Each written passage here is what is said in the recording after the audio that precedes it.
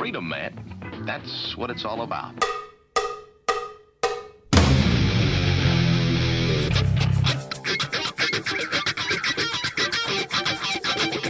You've got to groove on freedom, like the good book says.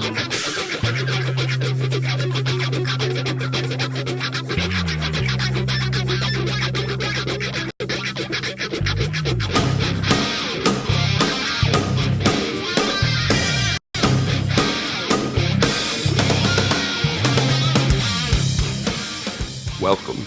You are listening to What on Earth is Happening.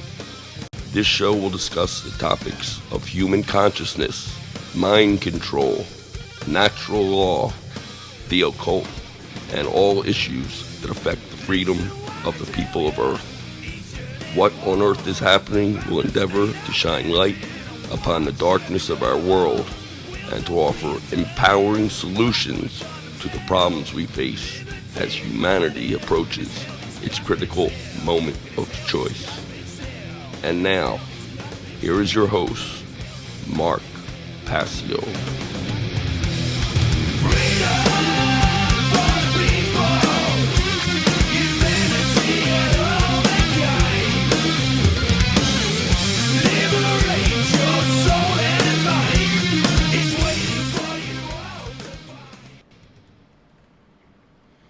Welcome one and all, you're watching What on Earth is Happening. I'm your host, Mark Passio. My website, whatonearthishappening.com.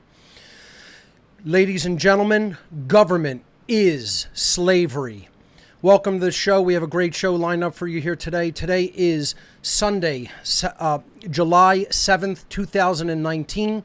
And today's topic is that our entire society is one big satanic ritual, and indeed it is. And that's what we do here on What on Earth is Happening. We expose the dark side of what is going on in our world. We talk about what Satanism really is opposed to what people believe that it is, what they are projecting that it is through Hollywood and through pop culture. And we talk about what the occult really is and how it operates in our world, because most people have no idea about that and cannot see it.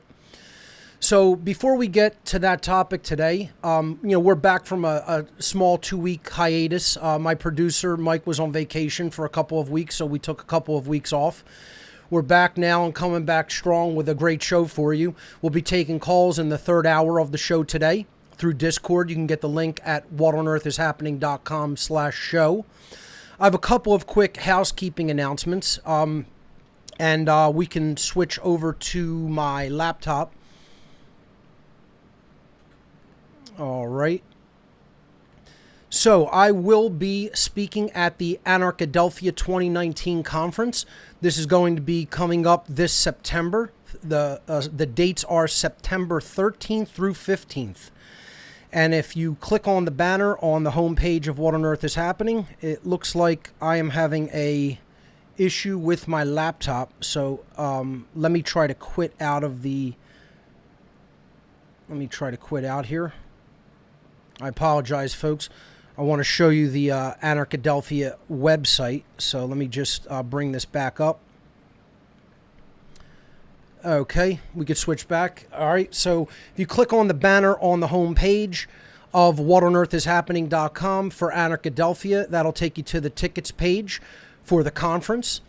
And if you use promo code PASSIO, PASSIO, then you will get 5% off the ticket, and 5% will be donated to me from the guys at State of Anarchy, from the hosts of the Anarchadelphia 2019 conference. Check out this great list of speakers. We have, it's a who's who. Let me make this, if we go full screen, yeah, because the page is adaptive. So Jeff Berwick has been added, Max Egan, Derek Brose. You have a host of people. Carrie Wedler is going to be speaking, Larkin Rose, and Amanda Ratchwitz, Luke Rudkowski, Gina Carr, Benny Wills, who I interviewed a couple weeks back. So, tons and tons of phenomenal speakers for this year's conference. Get your tickets now. I'm going to be hosting my main presentation at Anarchadelphia 2019 is called The Sacred Gift of Anger. And I'm going to be talking about how forces that want us enslaved do not want righteous anger to be manifested in our society. They want us calm. They want us sedate. They don't want us displaying righteous indignation over the very clear rape of our inherent human rights. So my presentation is going to be talking about how anger is a gift and a warning sign that something is completely wrong and that something needs to be set right in our society. And we need to get in touch with that seemingly negative emotion and channel it and use it as a source of energy to do the right thing and to change things for the better. So that's my presentation. This right here, if you go to the workshop page of the Anarchadelphia website, I will be hosting a workshop the day after the conference on September 16th. Now, my presentation, we do have the date on that finally. It's going to be taking place Saturday, September 14th. So I'll be speaking Saturday evening of the conference. And I believe that I have a couple hours to deliver the presentation of the Sacred Gift of Anger. It's either an hour and a half or a 2-hour presentation. I have to check with the exact for the exact time. But I think I was told that I have 2 hours to deliver that. And following the presentation, the same night, we will be screening the debut of my documentary, which is called Mark Passio and the Science of Natural Law. It's the first documentary film that I've gotten involved in making. We started this about a year and a half ago at actually here in Philadelphia at the Art Institute. And we came up with the script and shot some video. And then the guys from State of Anarchy helped me to shoot some even higher quality footage. And we're putting that all together in the editing process right now. And we'll be releasing that. We'll be debuting it on the Saturday night, which is September 14th of the Anarchadelphia 2019 conference, following my main presentation, The Sacred Gift of Anger. Now, Monday after the conference, that's when my workshop will be taking place, which is called Teaching Natural Law with Mark Passio. This is going to be an all-day event, 10 a.m. to 5 p.m. on September 16th, Monday, September 16th. Tickets for that are also available at the Anarchadelphia website under the workshops section. So do check that out. A couple of other quick announcements before we jump into the main body of material for today. If you go to the gifts section of What on Earth is Happening and you click in, let me go back to the home page here. I'm running a summer special on the remaining t-shirts that we have in stock. Now, I started this a few weeks back, and let me tell you, the shirts are almost out. So there's not many left. It's all women's shirts that are left. We sold completely out of the men's. Thank you to everyone for making those generous donations through donation gifts. But if you go to the site, we are now running an even more aggressive summer sale where we've discounted the last 10 remaining women's t-shirts. We only have 10 shirts left. Okay, I'm reprinting new shirts this week. They'll be in a few weeks, probably about 3 weeks or less. So I'm putting in a new order this week for new shirts. We are redesigning the What on Earth is Happening shirt. The last classic version of the What on Earth is Happening shirt is available in women's designs. We have 10 left, and they are discounted to $10 each. In women's, we only have 7 small of the What on Earth is Happening design, and we have 3 mediums left. That's all until we are completely sold out of t-shirts. And, hopefully those will go before I even repress them this coming week. So thank you to everyone who has donated through the donation gifts site. Also, we have we've added 6 cryptocurrencies. We've added 5. We were accepting PayPal and Bitcoin as donation options, but now we've added 5 additional cryptocurrencies. So all of the cryptocurrencies that you could donate through the donations page of What on Earth is Happening, we now accept on the What on Earth is Happening donation gifts area. So we're expanding a little bit as far as what donation methods we take in the form of cryptocurrencies.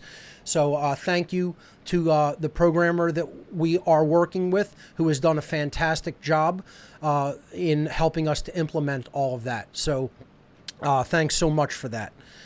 And hopefully, people take advantage of that, because not only do we accept Bitcoin now, but we're, expanding our horizons in the cryptocurrency space as well. All right, with that being said, I think we can switch over to the computer, to my slide presentation. And I'll just show you some of the graphics that we've made for this. This is the Anarchadelphia graphic that the guys from State of Anarchy made for me as a featured speaker. Again, use promo code PASSIO when you buy your tickets, and you'll get 5% off your ticket price, with 5% being donated, will be matched by the State of Anarchy and donated to me. Here's the card that they made for the workshop on September 16th. By the way, this is taking place right near the main speaker venue for the conference. And the workshop's going to be taking place at Poppy's Italian Restaurant, which is at 3120 South 20th Street in Philadelphia.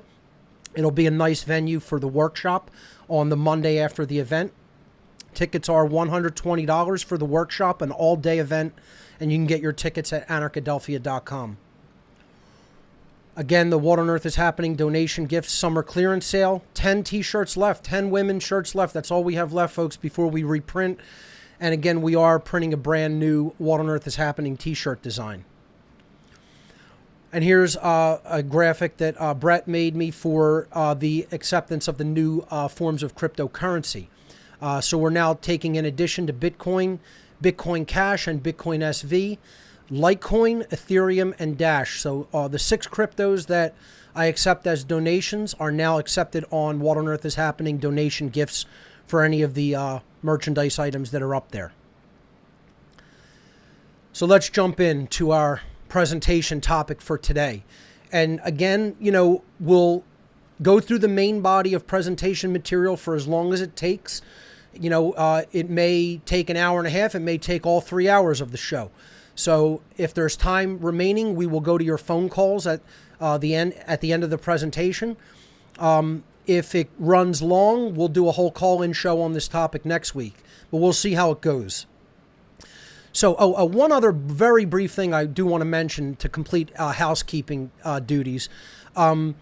People did point out and bring to my attention that there was a very slight audio delay, a video delay, an audio drift, audio video out of sync issue for the podcast for the show. The live stream was coming in fine, nice, and in sync, but the podcast was slightly out of audio video sync.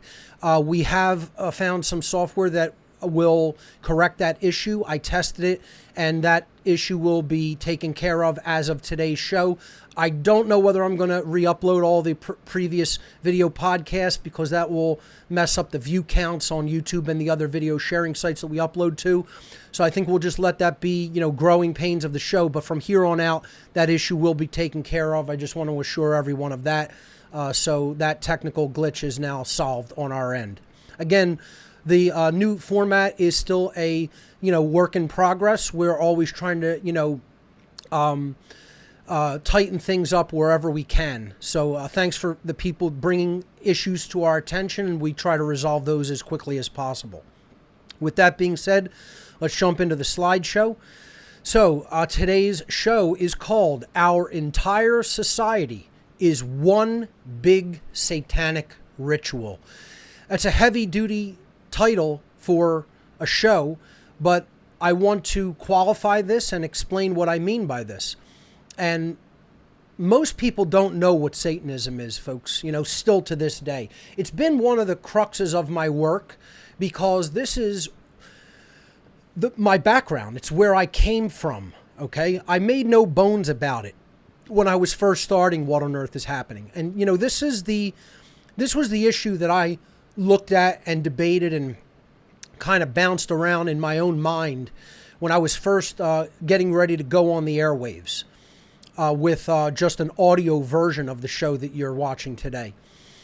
And back when, I got, the start in just basic internet radio broadcasting, I was just considering, am I going to tell people about my background in the Dark Occult? Am I going to tell people that I was involved in Satanism through the Church of Satan and other ancillary satanic organizations?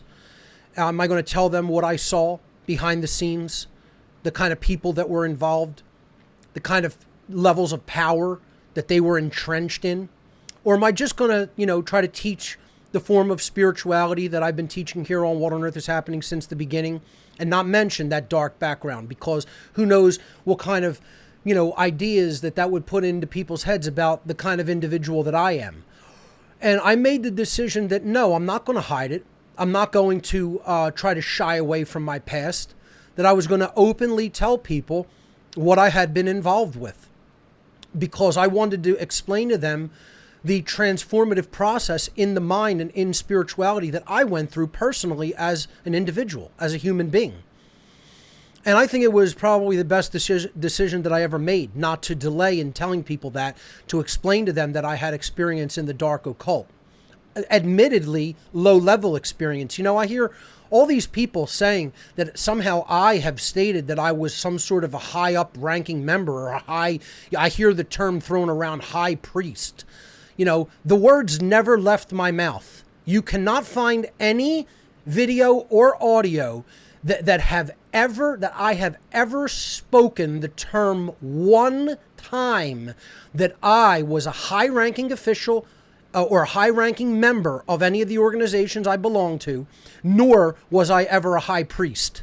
I was appointed the title or rank of priest by itself. Nothing before or after it. That is the rank within the organization called the Church of Satan, which was formerly run and headed by Anton LaVey, who started it back in 1966, who was the high priest until the year of his death in 1997. Okay? He appointed me himself to the rank of priest in the year 1996 in that organization. Okay? That's the only claim that I've ever made about any rank in any organization that I've ever held. Okay, I've never said I was high up. I never said I was a high priest of any organization. But I was involved in the Dark Occult. I was involved in Satanism. I was involved as the rank of priest in the satanic organization called the Church of Satan. I held that rank. Okay? And I have direct experience with this religion as a priest within it. Okay, so all the people who want to say I'm making up things, and again, the other thing they say is they look up Mark Passio in the charter of the Church of Satan and it's not there. I've also told people that story in an innumerable number of times, countless times, that I did not join the Church of Satan under my legal name, which is Mark Passio. I joined the Church of Satan under an assumed name of Mark Rhochar, which is spelled Rhochar, Rhochar. Rhochar is the name of a cat demon from the Gnostic book called the Pistis Sophia, or the Faith Wisdom, from the Gnostic tradition. And I took the name because I'm born under the sign Leo and have always sort of identified and found as a familiar the large cat, namely the lion, the tiger, etc. Rhochar is a demon name from the Pistis Sophia that was a cat demon who was one of the rulers of what was known as the 12 Dungeons of Darkness, okay, which was a variation or a description of hell that Jesus accounts to Mary Magdalene in one of the books within the Pistis Sophia, or the Faith Wisdom of the Gnostics. Okay? So that's where that name came from. That's what I joined the Church of Satan under. If they did look up that name, I was appointed to the title of priest and given the title Reverend Mark Rhochar in the Church of Satan. If anybody doesn't want to believe that or accept that, I really could care less. That's the actual truth of the matter. Okay? And my legal name is Mark Passio. So what I always tell people before I even begin explaining real Satanism to them is, if you were to look at any other world religion, like Christianity, Judaism, Islam, etc., and you were to want to know about the practices and belief systems within that world religion, more likely than not, if you didn't know much about it, you would go to one of the priests within that religion. You would want to go to get information from one of the officials that sort of oversees the way that religion is expressed to the masses of people, which is the priest class of that religion. So if you want to know what real Satanism is truly about, you would go to a person that was appointed to act as a liaison with the rest of the public, as a member of the priest class of that dark occult religion known as Satanism, which I was. That was my rank, and the whole job that I was doing was explaining the tenets and principles of the ideology called Satanism, modern Satanism. It's an ancient religion. It's been around for tens of thousands of years. But in the modern day, it has basic overarching tenets and general goals that operate in our society.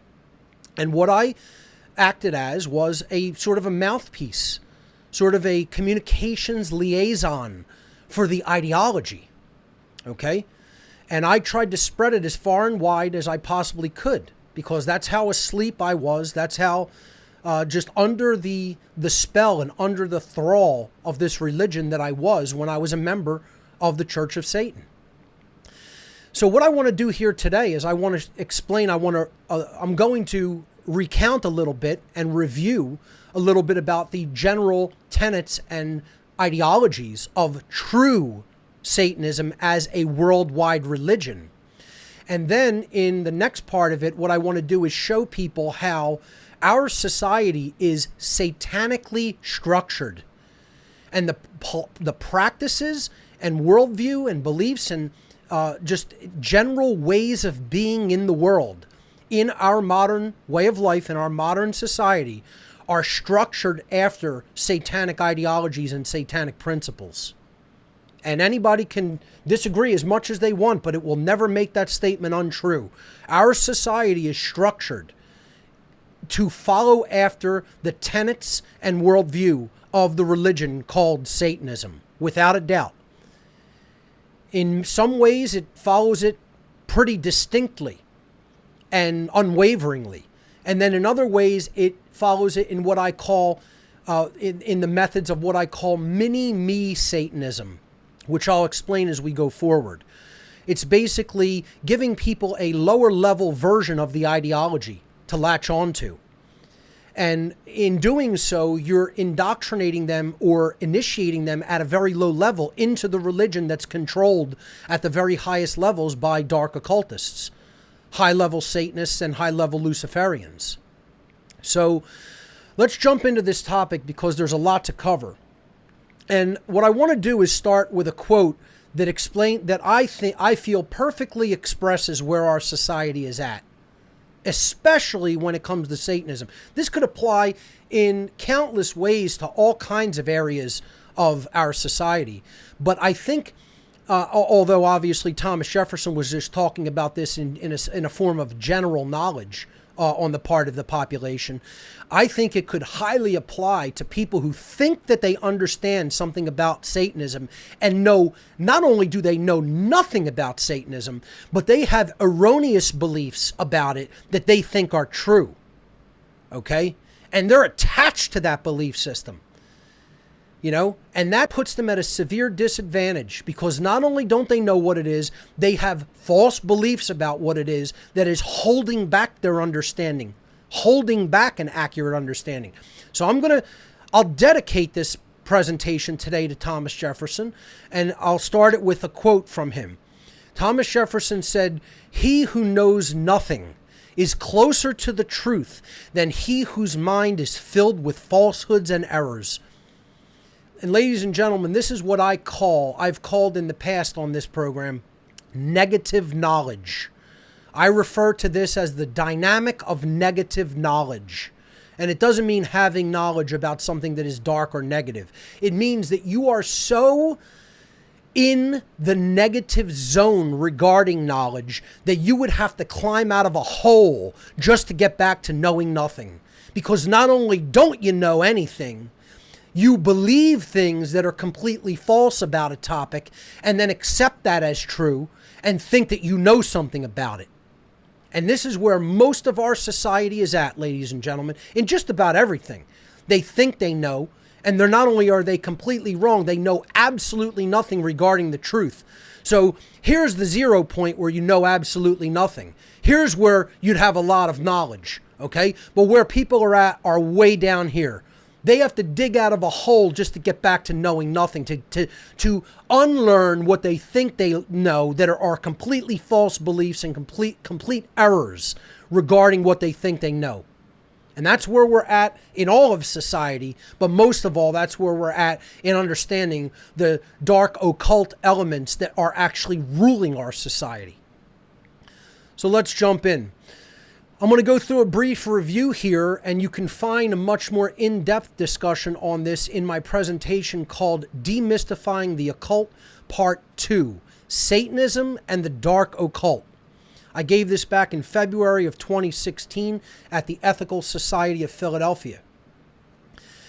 And in it, I really broke down what the ideology of Satanism really is and its main tenets, and we're going to start with a review of some of that material. But if you want the extended version of that, where I go deep into my background and a lot of the symbolism of Satanism, you can check out that presentation. It's available in the videos section of What on Earth is Happening, or you can get a hard copy at the donation gifts area. So, Satanism is absolutely not what most people believe it is. They have a belief about it, but they do not have any direct experiential knowledge of it, nor do most people have any correct, even book knowledge or secondhand knowledge of it. They just believe what they've been told, and they believe what they've seen in Hollywood depictions and variations of Satanism.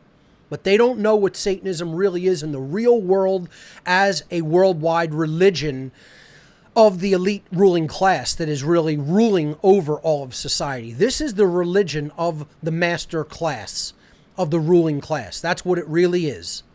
Okay? And it's the methodology and psychology which allows them to keep rulership of the planet, to keep ruling over other people who are dwelling in abject ignorance. So Satanism is actually an ancient occult religion. It is a religion based on occult ideologies and occult knowledge. Satanism is an ancient occult religion comprised of diverse, interconnected networks of worldwide adherents. Now, let me just break down that sentence for a moment, okay? It's an occult religion, meaning what comprises it is hidden knowledge about how the human psyche and the laws of the universe function that they don't want people to know, because that knowledge differential maintains their power differential. It is comprised of a diverse network of people.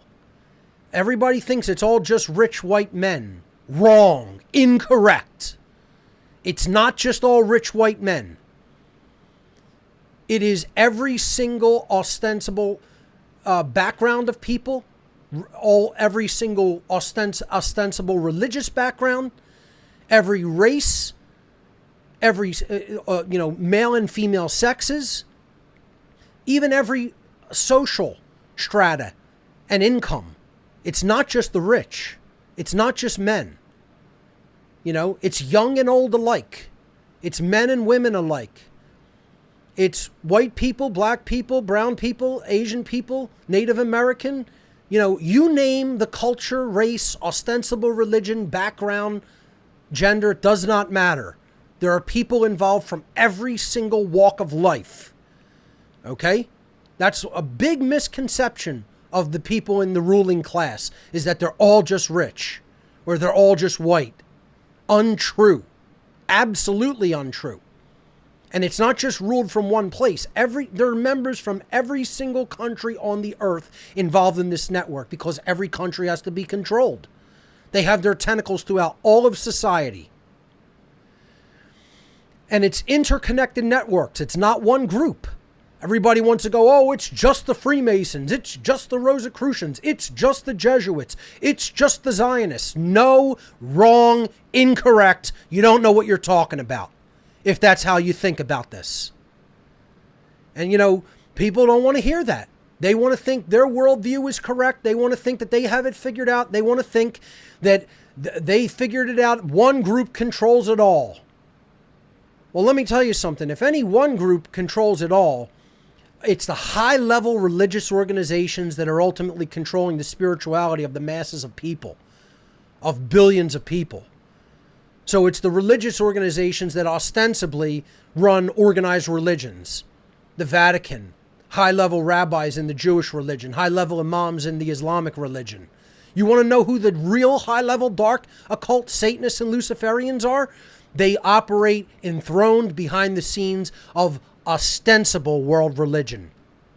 That's who they are.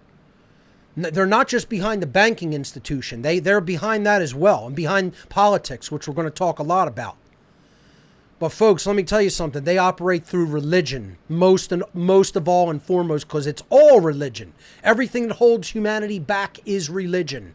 The very word religion means to hold back, to thwart from forward progress. And this is a religion, and it is comprised of a diverse, interconnected network of worldwide adherents. It's not just run out of one place. It's worldwide. At its ideological core, now listen to what I'm saying here. Really focus on the words I'm using. I structure this and choose the words very carefully and specifically. At its ideological core, the heart of this religion, this is the main principle or tenet by which it operates.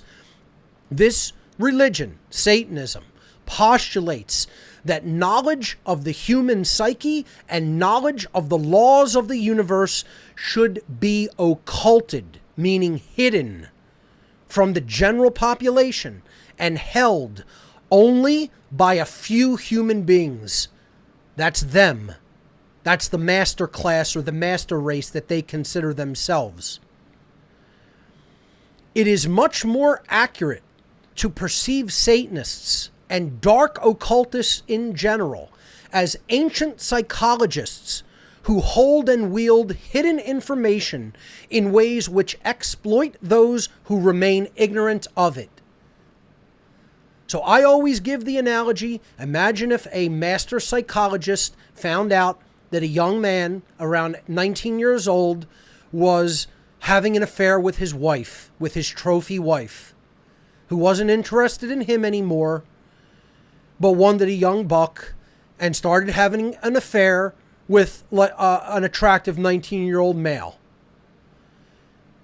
If the very, very advanced, powerful psychologist who knows everything there is to know about the mind and how it can be manipulated wanted to exact revenge on this person and try to befriend him, not even letting on that he knew about the relationship, he could try to find out where he lived, go, pretend to befriend him, and then what kind of a number could that psychologist do psychologically on that individual that he hates because of his involvement with his wife, when that individual knows nothing about the master methods of psychology that psychologist would wield upon him. So therefore, he has no protection against those mental and psychological techniques. I would suggest that he could devastate that individual if he were to get into his confidence. And that is what Satanism is, folks. It's ancient psychology wielded for the purpose of controlling the masses who know nothing about how their own psyche actually works. Through the power differential they gain by way of manipulating those who remain in ignorance of this critical hidden knowledge. So again, the knowledge differential that they have with the general population is easily convertible to a power differential in the real world. See, knowledge isn't power itself. Knowledge applied becomes power in the world. And these ancient psychologists have applied that knowledge and converted it to a power differential with others. They've become the powerful, and other people have been at their mercy and remained largely powerless in the world because they don't know what the ruling class master psychologists know. That's what Satanism is. So through the power differential they've gained through this knowledge differential, this small minority who are quote unquote in the know wish to rule the masses of humanity permanently and effectively become God on earth. That is their ultimate goal. Their ultimate goal is to put the general human population into abject bondage, into slavery, and become God on earth, their version of ruling hell, because they would rather rule in hell than serve in heaven. The quote from John Milton's Paradise Lost, which is an analogy or an allegory about this ruling class dynamic.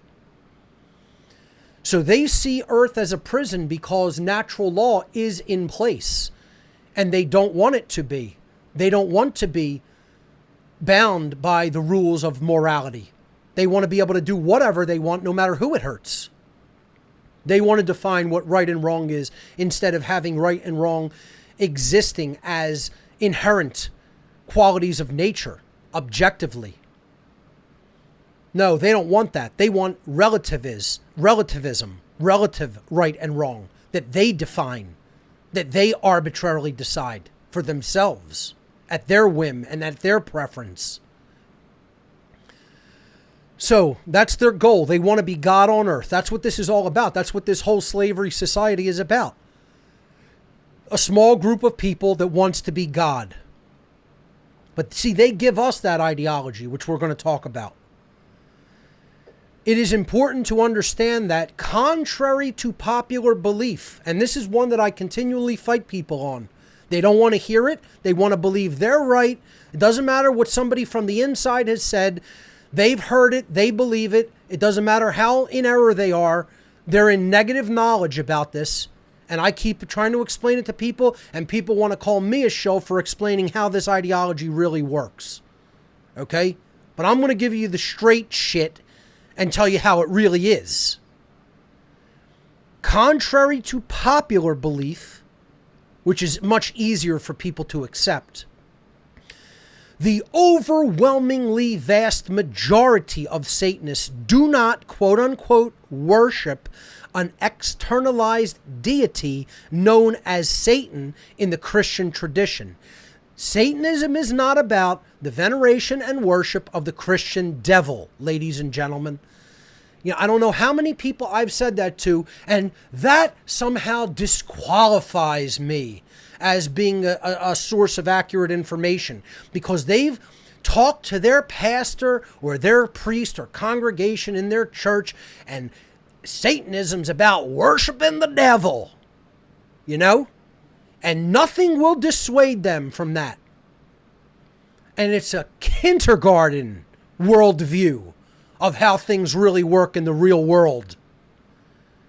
It's a nursery school worldview. Forget kindergarten. It's nursery school shit. Okay? These people, if they worship anything, they worship themselves. Because they see themselves as God. God, the devil, Satan, everything. Nature. They see themselves as the creator, that they'll make everything in their likeness and image. That's how runaway their ego is. Okay? So forget the even concept of worship in this religion. It's about putting the ego on the pedestal, and the ego will become God. if we're being accurate. See, people always talk nonsense because they haven't been involved from a first-hand experiential perspective. And so they just want to talk about what they believe it is instead of what it really is from a first-hand experiential point of view. So they don't really worship Satan. Now, I'm not saying some of them don't look at it as an actual entity or a force in nature that they try to align themselves to. Some do. But let me tell you something, folks. Overwhelmingly, that is not really part of the worldview of most Satanists. Most Satanists see Satan as the ego, the self, etc. That's it.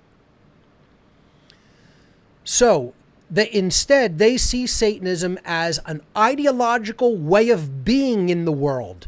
And they view the ego-driven self as the quote-unquote God of their religion. That is absolutely the case and is absolutely accurate to the extent that I understand how Satanism is structured from being a priest within its ranks. So then people will always ask, well, if they don't worship Satan and if it's all about the ego and if it's all about the self becoming God on earth, then why do they use the trappings and symbolism of the Christian devil in the religion, and why do they call it Satanism? Why call it Satanism? Why name it after the Christian devil? So I'm going to explain that in this slide. The symbolism and trappings of the Christian devil or Satan in the Christian religion are used in modern Satanism. And let me tell you something, folks. Satanism is just the name for it in the modern day, since Christianity used the Christian devil in their iconography, okay, and in their allegories. It was not called Satanism from time immemorial. It was referred to as many other names. Most people, it was never really called a name. That's why in this religion, they don't really, at the highest levels, even refer to it as Satanism. They call it the old religion because it's so old, no one knows really when it originated. It was really been here since humanity has been on this planet. So they call it the old religion or the ancient religion. That's all. The high-ranking Satanists don't even call it Satanism themselves. The most popular name referred to the ideology of Satanism, by which the tenets are operating, which we're going to talk about next, the tenets of this religion, or the main ideological points, worldviews, and ways of thinking, okay? That's called a tenet, T-E-N-E-T, tenet, okay? We're going to go over those next, but those who adhere to the tenets of this religion at the highest levels don't call it Satanism. They call it the old religion. The old religion is the most popular name or variant of what it is called within their own ranks. They don't have a name for their cult, okay? They don't call it the Illuminati. They don't call it, high-ranking Freemasonry. They don't call it high-ranking Satanism or even Luciferianism, okay? There's no name for their cult, for their worldwide network of satanic ideology. So this is the worldwide cult that operates with actually no name to refer to it as. And truly, no one's really admitted to it. If you really want to be honest, okay, you're either born into it or you're not. All the people who are operating who are not really actual bloodline members of this worldwide ancient cult are just tools to be used for the agenda and thrown away when they're not necessary anymore. They'll throw the non-truly interconnected bloodline, the non-bloodline members who are just, rank and file members, they'll throw them under the bus at the earliest sign of any kind of trouble. Okay? So all the people who think, oh, I've made it to the big club, flashing the Illuminati eye out there at people that they think represents the Illuminati. Okay? That's not what they call themselves. It's not even an accurate representation of what they are, because it means illuminated, and these people are nothing close to illuminated. They're not spiritually illuminated at all. Oh, they're illuminated into dark knowledge, but that doesn't mean that one is truly spiritually awakened or illuminated. So I hate using the term Illuminati to refer to them. They don't use that term, and they don't call themselves anything. They don't even call themselves Satanists at higher levels. Lower levels, they use the term Satanism, but when you get up into the higher ranks and higher ranking members of these organizations, it is a cult without a name. Okay? And the ideology is just referred to as the old ways or the old religion. That's it. So they use these trappings and symbols of the Christian devil for two reasons. Two main reasons. The first main reason that they use this symbology of the Christian devil is to try to make outsiders see the real ideology of Satanism as just another quaint religious belief that is based upon traditional Christian belief systems. And it's brilliant. That's a brilliant thing. This way you don't think of it as something separate from Christianity, which is why whenever I bring up the term Satanism to people and they have absolutely no fucking idea of what it really means, the first thing they say to me is, oh, that's just another variant of Christianity. They're just taking the Christianity, inverting it and worshiping the devil and calling that Satanism, and I don't believe in any of that bullshit. So it doesn't affect me. So who cares? It's meaningless. I don't care. That's the number one thing that I get when I say the word Satanism publicly. And when I try to explain to them it is not that, they don't want to hear it because they've made up their mind it is what they believe it is, and they're attached to that negative knowledge, attached to an erroneous belief that they think is true. And they have absolutely no fucking idea what they're talking about at all. Not even a little bit, boys and girls. And there's no dissuading them. There's no turning them aside. They know. They're certain that they know. And they're a bunch of jackasses who have their head up their ass and don't know what they're fucking talking about even a little bit. You know, and then when I try to explain that and I get nuts because they're telling me that my personal experience isn't real and isn't accurate. You don't know where I've been. You don't know what I've seen. Trust me, you don't. Okay? It's like going up to somebody who's been in a war and saying, you weren't fucking there. You have no idea what it was like in that battle. They'd crack your jaw loose if you went up to their face and said something like that, and rightfully so. If they've been through an experience like that, and then you're trying to tell them that they're full of shit and they haven't been through it. You don't know what I know. You don't know what I've seen. You don't know where I've been. You don't know the people I've been in rooms with. You don't know the depth of evil I've witnessed and realize it doesn't even scratch the fucking surface. And then people want to tell me they know more about it than I do. You don't know shit.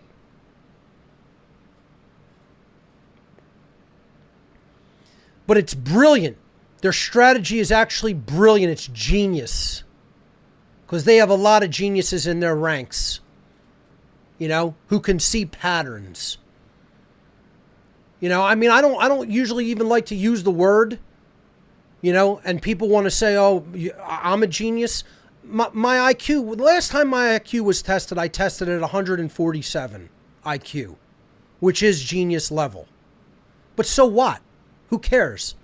You know, what does that mean? That means that you're good at identifying patterns and solving puzzles and, you know, doing intellectual things with your mind. So what? That's not a measure of holistic intelligence. That's a measure of intellect. It shouldn't be called an intelligence quotient. It should be called an intellect quotient. But let me tell you something, folks. These people have genius intellect, genius level intellect. No doubt about it. I've seen it. I've witnessed it firsthand. And their strategy is actually very brilliant because they've convinced people that they're just a lower level version. They're worshiping the Christian devil. So they take the symbolism of that and they apply it to their ancient religion. And then they get people thinking, oh, see, it's just an inversion of Christianity. That's all it is. And they just worship the Christian devil. And then people just put it down, never look into it again, and go, oh, that's just a bunch of nonsense bullshit that crazy people believe in that are just as crazy as people who believe in organized Christianity. And they have no idea what it really is. So that's the first reason that they use these symbols and trappings. The second reason is to associate the actual ideology that they apply in everyday life to the adversarial dynamic within nature. They want to associate their worldview, their way of being in the world, their overarching ideology to the adversarial dynamic within nature, which is referred to in the occult world as the force of involution. We're going to talk about the two major occult forces that are at work in the universe on the show today: the force of evolution and the force of involution. Involution is the force which counteracts evolution and wants to stagnate life and consciousness. And we'll get into that in the next few slides. So they want to associate their worldview and their ideology with involution, the occult force that works against life, because this is a big death cult, as we're going to talk about. One of the other things that they refer to it as sometimes is the order of death. I have heard high-ranking Satanism referred to as the order of death. Okay? It has been called that, and of course, I have referred to it, and other researchers have called it the cult of the Black Sun. Okay, so you can call it these other things, but they're just labels. The ideology is what's ultimately important, defined by the tenets. So, involution is the force which opposes true evolution in consciousness. The word Satan itself comes from the Hebrew word shaitan, meaning adversary or opposer. Satanism is ultimately about being opposed or an adversary to the true order of natural law. Natural law is the Creator's laws governing moral consequence that this adversarial force always wants to work against and counteract. The laws of moral consequence in the universe. So therefore, they align themselves with the perfect representative force, Shaitan from the Hebrew tradition. The opposer, the adversary, the one that counteracts true evolution and natural law. Or in other words, the involutionary or satanic force. The one who opposes God's law. Okay? It's a perfect allegorical and symbolic representation. All right? So moving forward. This is the core ideological position of the Satanic religion or the old religion. So I call these the four main tenets of modern Satanism. The first is egotism. It is stated in Satanism as self-preservation is the highest law, meaning whatever you must do to get ahead, to put yourself in a better position than your fellow men and women, do it. It doesn't matter whether it's immoral, it doesn't matter whether it counteracts other people's rights or that it brings them down. You put yourself in a higher position in regard to your fellow men and women, no matter how you have to do it. Because you're God. You're king and queen above all else. Not on equality or equal footing under natural law and rights. No, you're special. You're better. You have to be number one. You have to be cutthroat in the dog-eat-dog world that you live in. So what I boil it down to is, it means that service to self is life's highest goal. Forget service to others, and especially forget service to truth. That's meaningless in Satanism.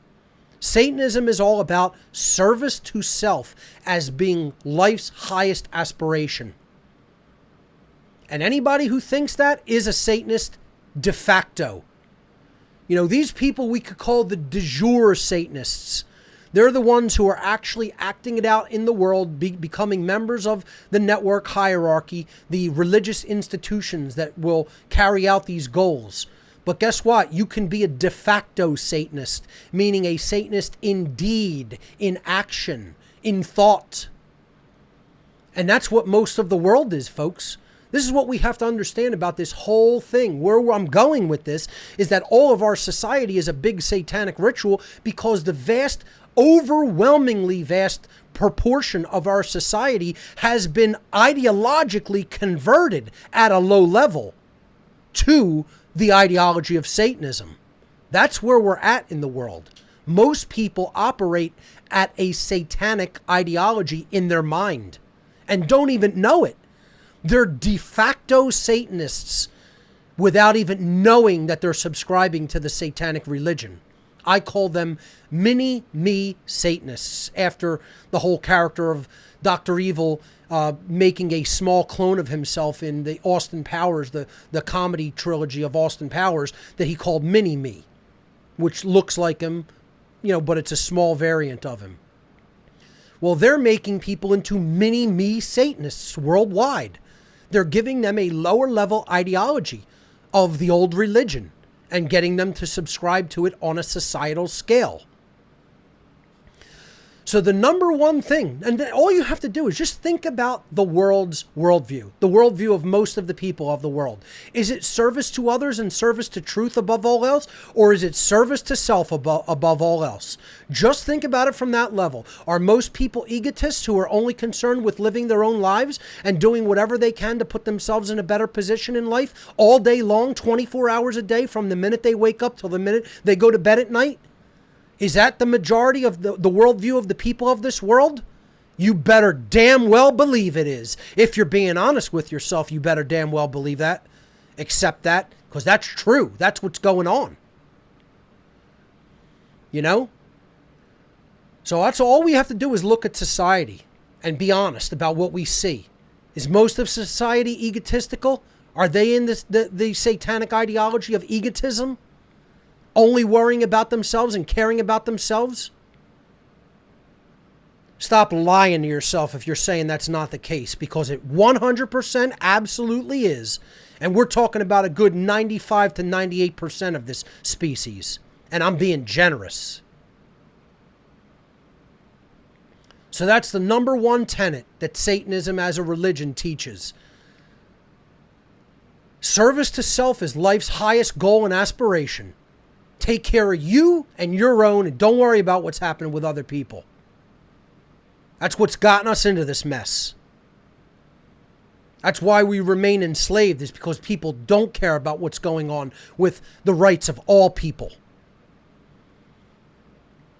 Got in a conversation with somebody this week and told them that the real money of the ruling elite, the Satanists and Dark Occultists that run the world, is the trafficking of children. You think people go, oh, their real money is gold. They don't use the fiat currency system. You know, their real money is precious metal and their ultimate real money is gold. Bullshit. Bullshit. Their real money is children, is small children that they enact horrific acts of torture and pedophilia upon. That's their real core aspect of their religion, and that's their real monetary system.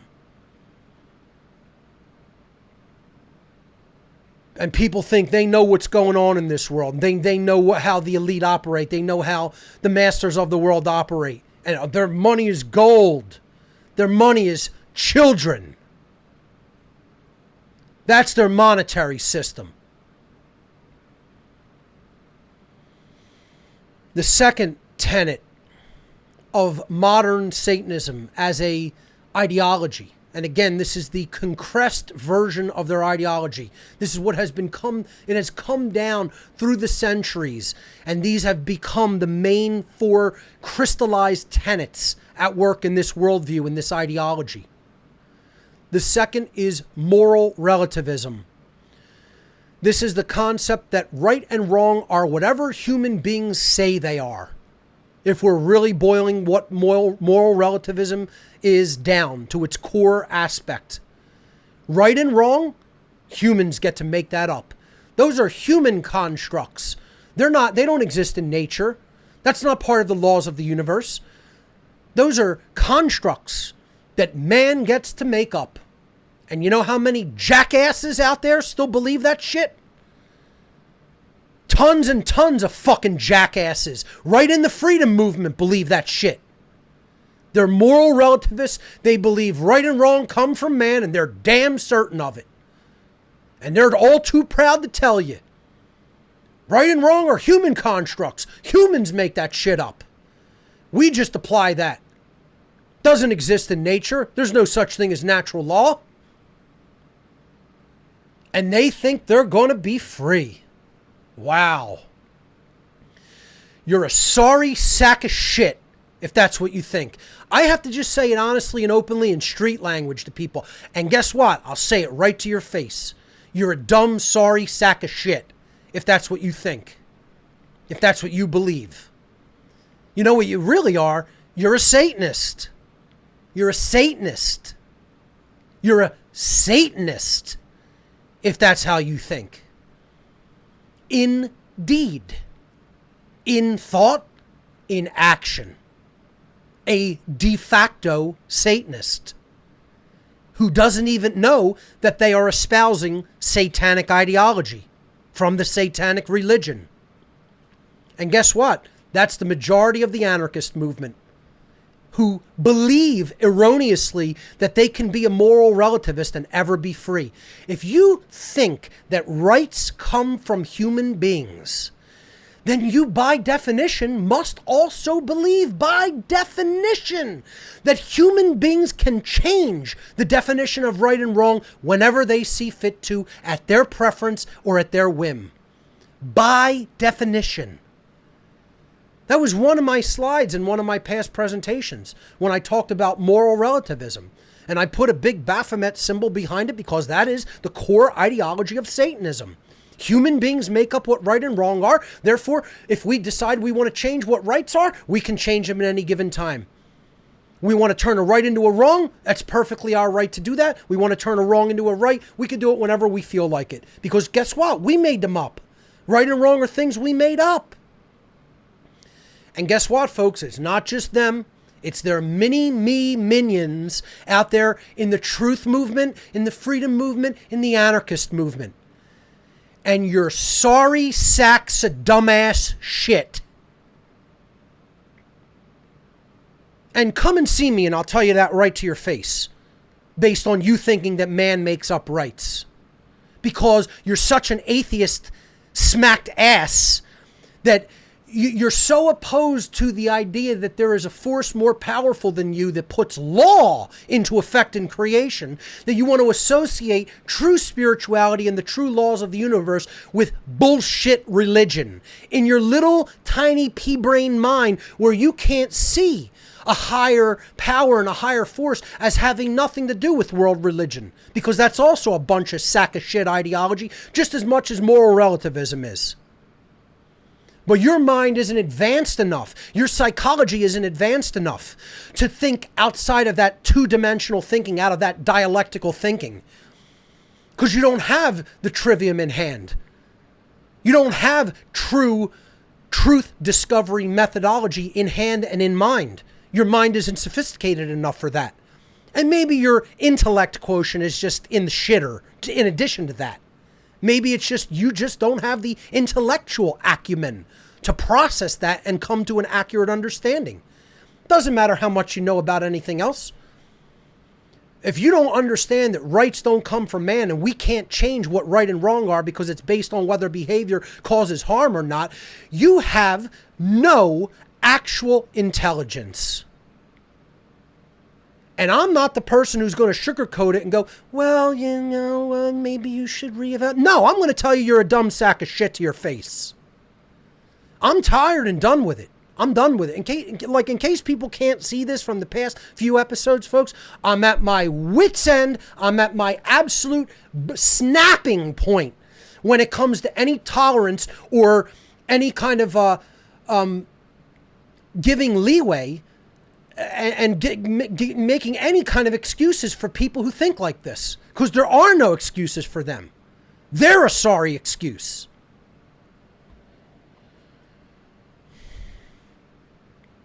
But that's what moral relativism, that's the second main tenet of the satanic ideology, that right and wrong are just man-made constructs, and we could change them whenever we feel like. This, of course, an out-of-control ego believing that they get to make up what right and wrong are, inevitably leads to tenets 2 and 3 and 4. Tenets 1 and 2 are the basis. Tenets 3 and 4 are the social expressions of the ideological foundations of egotism and moral relativism. You put those in place and they harden and crystallize in the individual ego, and you invariably lead to the societal outcomes in Tenet 3 and Tenet 4, which is social Darwinism and eugenics. Tenet number 3 in Satanism is social Darwinism. And this basically postulates the most dominant and cruel human beings should become the masters of humanity and rule over the masses of humanity. That's what social Darwinism essentially postulates. Your mindset and your genetics got you there, therefore you should become the master race and rule over the rest of the unwashed hordes. That's called social Darwinism. It's applying vicious animal behavior and taking it and extruding it through the human domain. It's a smacked-ass ideology even in the animal kingdom, because Darwin was incorrect and his theory of macrobiological evolution is wrong, not borne out in the science, not borne out in the fossil record, and people still religiously cling to that as a religion, when in fact it has never been proven to be the case, and never will. And those same people won't look at human intervention theory, or as I call it, human interference theory, because that's too horrifying to contemplate. That's what it really comes down to. You want to know what it really comes down to? It's not that there's no evidence to support it. There's tons of evidence to support it. What it comes down to when it comes to that, folks, as a brief aside, is the mindset of the people is just too weak to take it in. That's all it really comes down to. They're not hardened enough as true men and true women to acknowledge the horror of the real human situation. Because this is a fucking zoo run by a type 2 civilization. You want to know what Earth really is? It's a hell, a prison, a zoo run by a type 2 civilization that is unseen. That's the real horror that we're in. If the truth be told. If we're being honest with ourselves. But you know how many men and women can tolerate that in this actual psyche and bear to look at the plain, vicious, naked truth of that? A piss poor pittance. A piss poor pittance. That's how many. So going back to these tenets, social Darwinism is that the most cruel can just rule the roost because, hey, they scratched and clawed their way to get there, and animals do that, and so we should emulate animals because we're just another animal. That's what that theory postulates. That's what's that tenet postulates. And then once you have those three in place, it's a hop, skip, and a jump, or I should say it's just very steep descent down the chute to eugenics. And I have it listed here as eugenics and epi-eugenics. And note, people, please note, folks, this is not epigenetics. This is epi-eugenics. Okay? It's classical eugenics, which means the masters should determine who is allowed to live and breed and who must die. Population control and reduction. Gene pool control. Eugenics is the direct means through violence, through chemical means, etc. And epi-eugenics is population control, genetic control through mind control. It is mind controlling the existing population to get them to cull themselves and cull characteristics out of their own gene pool through mind control and mind-controlled selective breeding.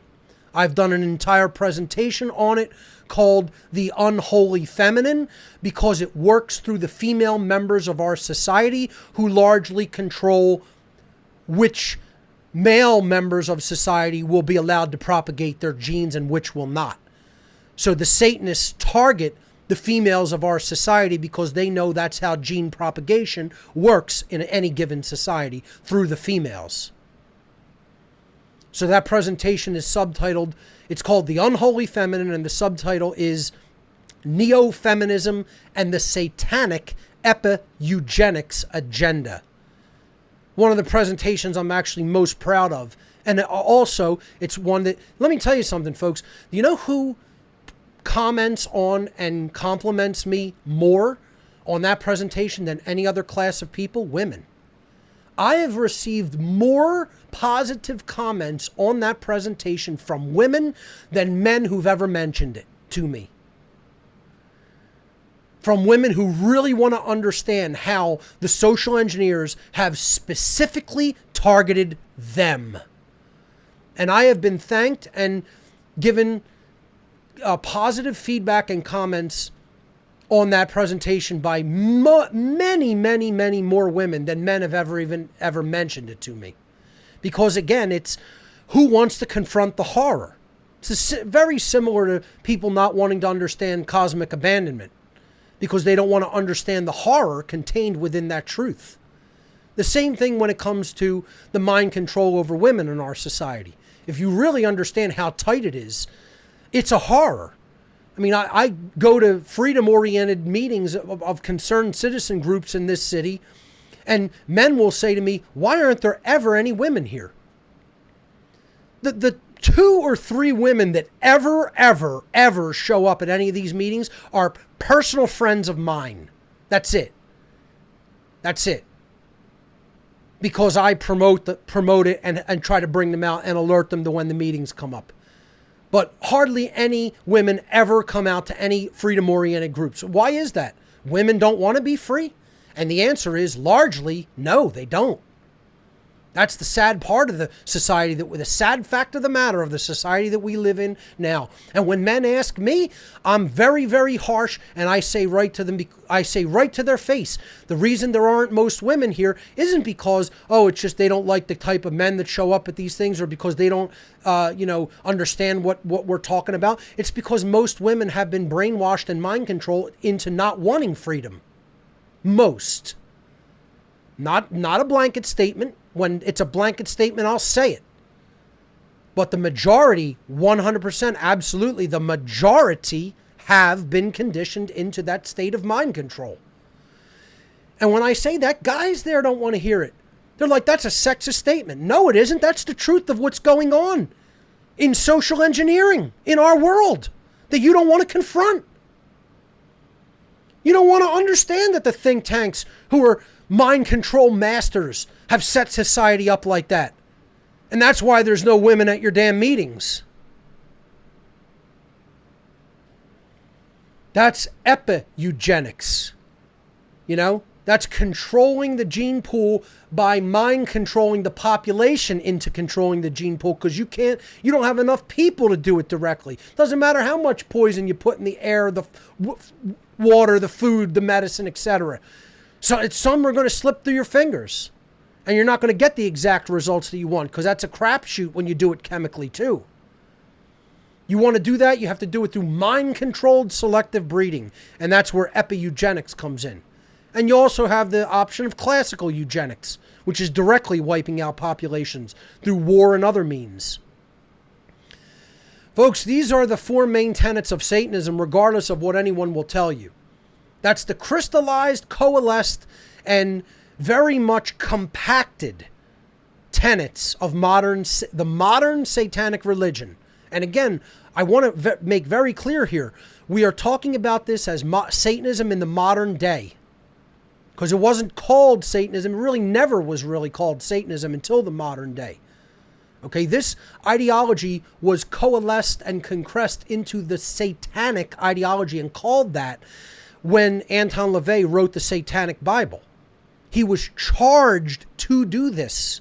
He was a friend of the Bush family, or many people feel that they were the serfs of Germany, connected with the Guelphs, connected with the Saxe-Coburg-Gothas, the Windsors of England, etc.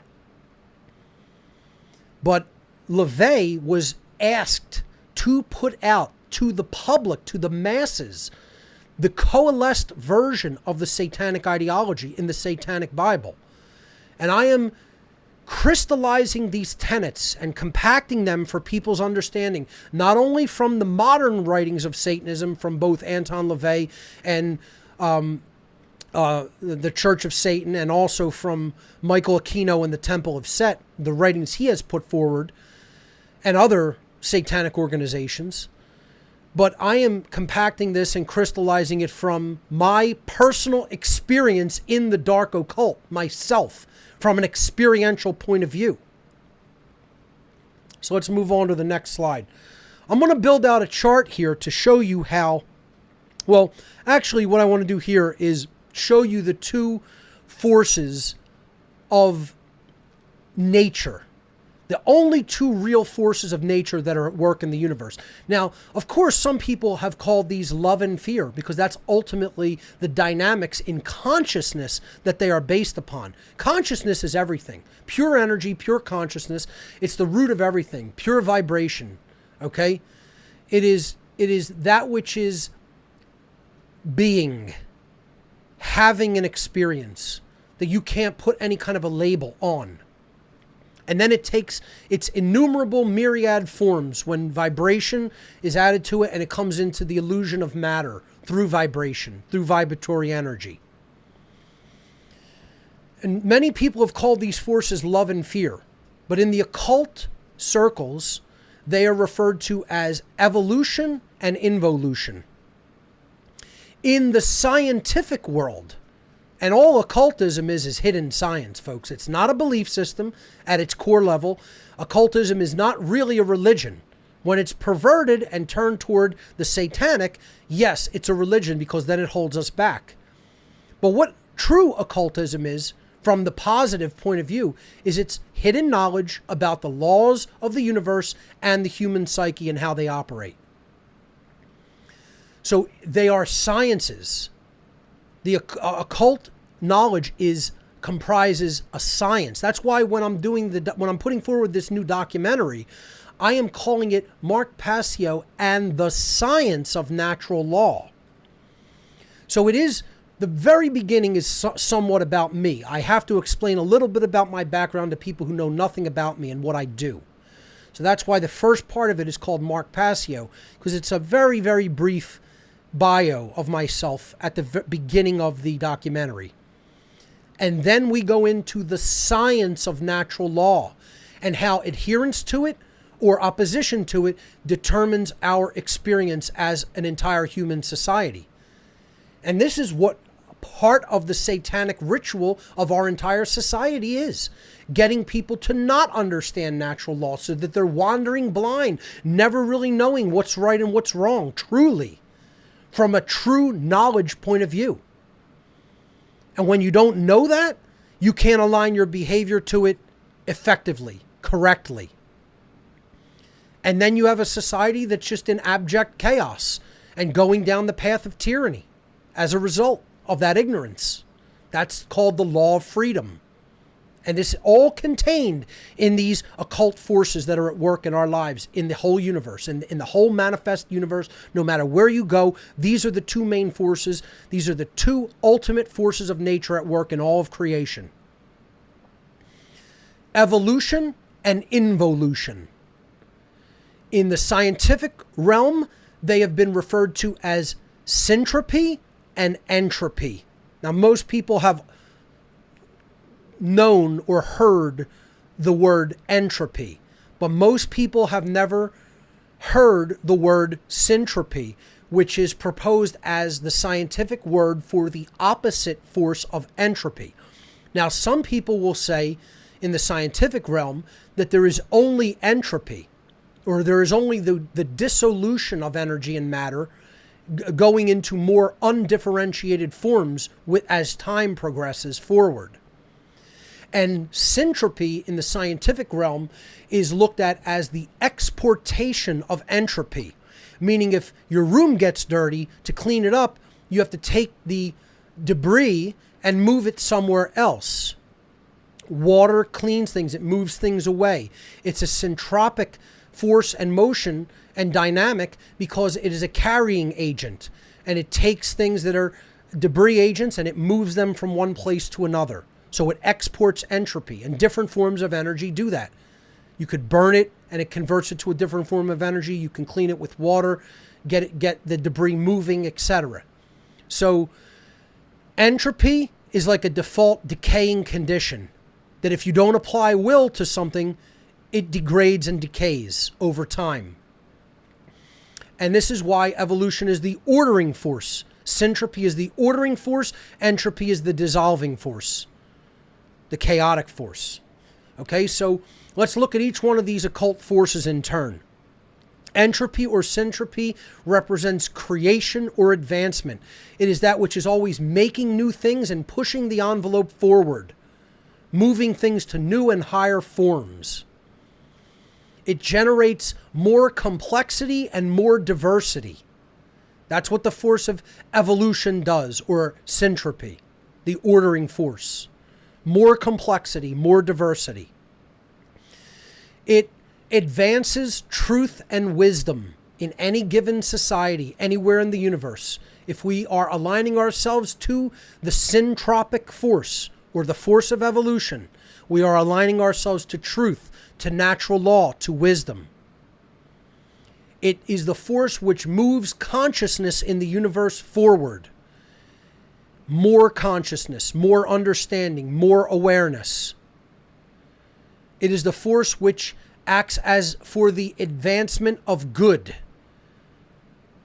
advancing goodness and morality in any given society. So to align yourselves with evolution, with the syntropic force, is to create and align yourself with goodness, with natural law, with morality. Evolution is the force which moves freedom forward to greater, ever greater expressions, higher levels of freedom, to be able to do more and experience more.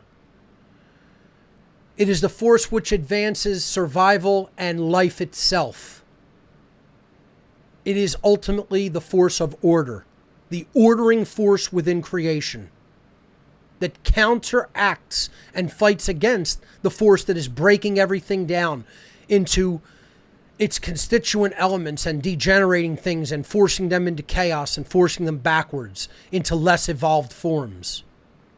That's involution, or entropy. Scientifically, it is called entropy. But occultically, it is called involution. This is the force that propagates degeneration, decay, stagnation, not moving forward, staying where you're at, or moving backwards. It is less complexity, more simplicity, less diversity, more uniformity, more undifferentiation, whereas evolution differentiates and creates diversity in new forms. Involution or entropy breaks things down into further and further levels of simplicity, uniformity, and undifferentiation. Involution stagnates understanding. In addition to just matter and energy, it stagnates the mind, the psychology. It creates ignorance. It forces us toward ignorance and allows us to take into our minds deception and untruth. It's the force which won't allow us to look at truth. It's the egoic force which won't allow us to admit that we are wrong and learn from our mistakes. That's what pushes everything in consciousness backwards and creates unconsciousness. So it counteracts the movement of consciousness and creates unconsciousness. It puts consciousness into a ball, pushes it down, doesn't allow it to unfurl and expand and flower. It crushes consciousness. It advances evil, immorality. It stagnates our ability to understand natural law at work in the world. It wants to, the force of involution wants moral decay. It wants moral stagnation. It wants moral relativism, because that's what brings more immoral actions into the world and ultimately creates the state that we call evil. And ultimately, involution and entropy is the force driven by fear, which ultimately results in human slavery, which is where we're at. This is the force we have succumbed to as a species by not exerting our will, by not exerting true care for truth and for rights, and not exerting right behavior, right thought leading to right understanding, and then put forward into the world as right action. We're not exercising the willpower and courage to do that. That's why the force of involution and entropy has taken over, because it is the force which has put us into slavery through our fear, our ignorance, and our lack of right action. And ultimately, involution or entropy results in death and ultimately extinction, which is where humanity is going to head if we don't turn things around. This is ultimately the force of chaos, the thing which chaotically breaks down consciousness, the movement forward of all forms of life, and holds it back from progressing, which is what the actual plan of creation really is to move forward in consciousness, forward in higher levels of expression of complexity, diversity, move forward in truth and understanding and wisdom and consciousness, higher levels of freedom and advancement of life itself. And this chaotic involutionary force that we have succumbed to, practically succumbed to, it wants death, it wants chaos, it wants slavery. So you could look at it you could look at this as, on the left-hand side here we have love, on the right-hand side we have fear. Evolution, involution. But what you can really look at it as, how I like to look at it as, the force of entropy or syntropy is, the force of evolution or syntropy, I should say, is natural law. And the force of involution or entropy is Satanism. See, if we're really getting down to the core of this all, the force which ultimately evolves us and moves everything forward in the human domain and in really every other domain of life and consciousness is natural law, is our alignment with natural law. So I put the natural law card here of the tarot, of the major arcana of the tarot, to represent this force. In actuality, the card that would represent evolution would be the Hanged Man card, because that is the servant of natural law. So I'm saying natural law here is really the ultimate expression of evolution. Okay, if we align ourselves to it. Alignment to it is the Hanged Man card of the major arcana. Okay, so that's actually card number 10 on the deck is the Hanged Man. Card number 11, of course, is Justice, natural law.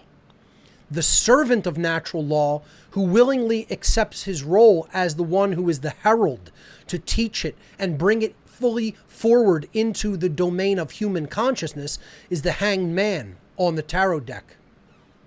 Okay? So, I'm sorry, it's not card 10. My mistake, I apologize. It is card 12. Okay? And I always remember that it's card 12 because it is one of my birth cards. My two cards in the major arcana of the tarot deck personally, you use your birth month and your birth day. It's a little aside here to this relating to tarot, which I think people will find interesting who want to look at the tarot from an esoteric occult point of view. To know which two cards of the major arcana are, you take your birth month and your birth day. Now, if they are, let's say if it's a day like 30, then you reduce. 3 plus 0 would be 3, so your birth day card would be 3, okay? You take the month, which would be either 1 through 12, and then you would take your day card, which would be 1 through 31. Okay, and if it's anywhere from, since there are only 22 cards, I'm sorry, in the tarot deck, 1 is a 0, which would not apply because that's the soul card or the fool card. You would go up through 21. So dates of the month 22 through 31 would have to be reduced. So, for example, 22 would be reduced to 4, 23 would be reduced to 5, and so on. So if I take my birth month, which is August, that's 8. That's the strength card or the courage card of the deck. The woman holding the lion's jaws open. Okay? That's my month, my birth month card. That is one of my tarot cards. And then the second one, which you associate with your birth, is the day card. My day is 12. I'm August 12th. I'm born August 12th, so 8 and 12. 12 is the Hanged Man card, and that represents the servant of natural law. How appropriate. And how appropriate that my month card is the strength or courage card, the force which has to be directly aligned with your will center to be able to do that work. So the tarot can teach you so much about yourself that it's not even funny. It's almost scary how accurate it is when you really understand how to esoterically interpret it. So the Hangman card is the force of evolution, is the servant of evolution, or it could be seen as the evolution card itself. But I am talking about here in the very big overarching terms here, okay?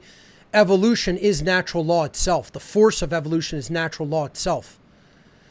And then Satanism is the involutionary force, the adversary, the opposer to natural law. Satan. Okay?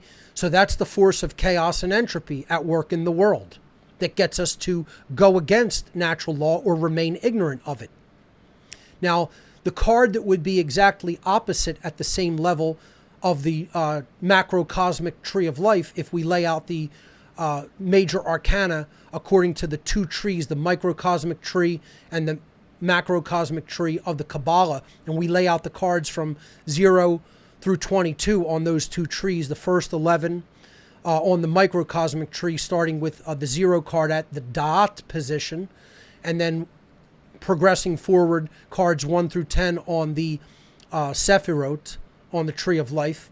That gives us the first 11 cards of the major arcana on the microcosmic tree of life, representing the forces at work in the individual consciousness. And then we take the second half of the major arcana, cards 11 through 21, and we lay those out 11 through 20 on the Sephirot of the tree of life, the macrocosmic tree of life, then putting the world card, card number 21, or the 22nd card of the major arcana at the dot position, representing the universe, the forces at work in the universe. We end up with justice, card number 11, at the highest position on the macrocosmic tree of life. I've gone through this in my presentation called Demystifying the Occult, Part 1.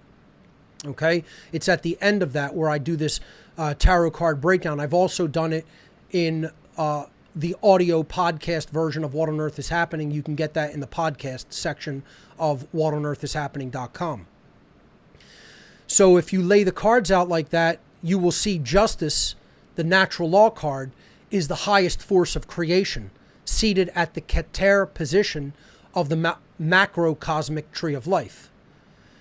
The two cards directly underneath the justice card on the macrocosmic tree of life at the Chokmah and Binah Sephirot, respectively, would be the Hangman and the Death card. Okay? So that the Death card on the tarot deck, the major arcana of the tarot, would be representative of the force of involution, whereas the Hangman card represents the force of evolution, which is the servant of natural law, the moral laws that govern all of the universe. So what I'm putting into perspective here is if we understand that these are the only two occult forces that are really operating in all of nature, love and fear, evolution, which pushes us forward, or syntropy, versus involution, which pushes us backwards, or entropy, we are really talking about whether we are in alignment with natural law or whether we are in opposition with natural law, the true moral laws of creation. So to be in alignment with natural law is to align ourselves with the force of evolution, and to be in opposition with natural law is to align ourselves with Satanism, the force which actually acts as the adversary or the opposer of natural law and evolution, the involutionary or entropic force in nature. So moving forward in this presentation on societal Satanism and how it works in our culture. And I think this is going to be very powerfully important to break this down, because people think that Satanism is just this crazy religion with men in black robes and teenagers going out and sacrificing animals in the woods in a big bonfire and wearing these crazy medallions and inverted crosses and listening to black metal and wearing leather, and this is a false variation of Satanism, and people don't understand how Satanism works in the world and what it's trying to do. That these people want to become God, become a master race, rule everybody else as God on earth, make everybody else their slaves through mind control, through getting people to believe that which is false, like moral relativism, and then act upon it so that they create chaos in their lives and in the world. That's what Satanism is, folks. It's not worshiping anything. It's fucking this world up irreparably because of wrong thinking, not caring about the right things, and wrong behavior. And what Satanists ultimately want is to align people's minds, hearts, and behaviors with all the wrong things, to invert everything. I want to explain to people how there are sects of Satanism that work in different ways but ultimately achieve the same goal or the same end result. And you have to liken this to sects of other religions to understand it.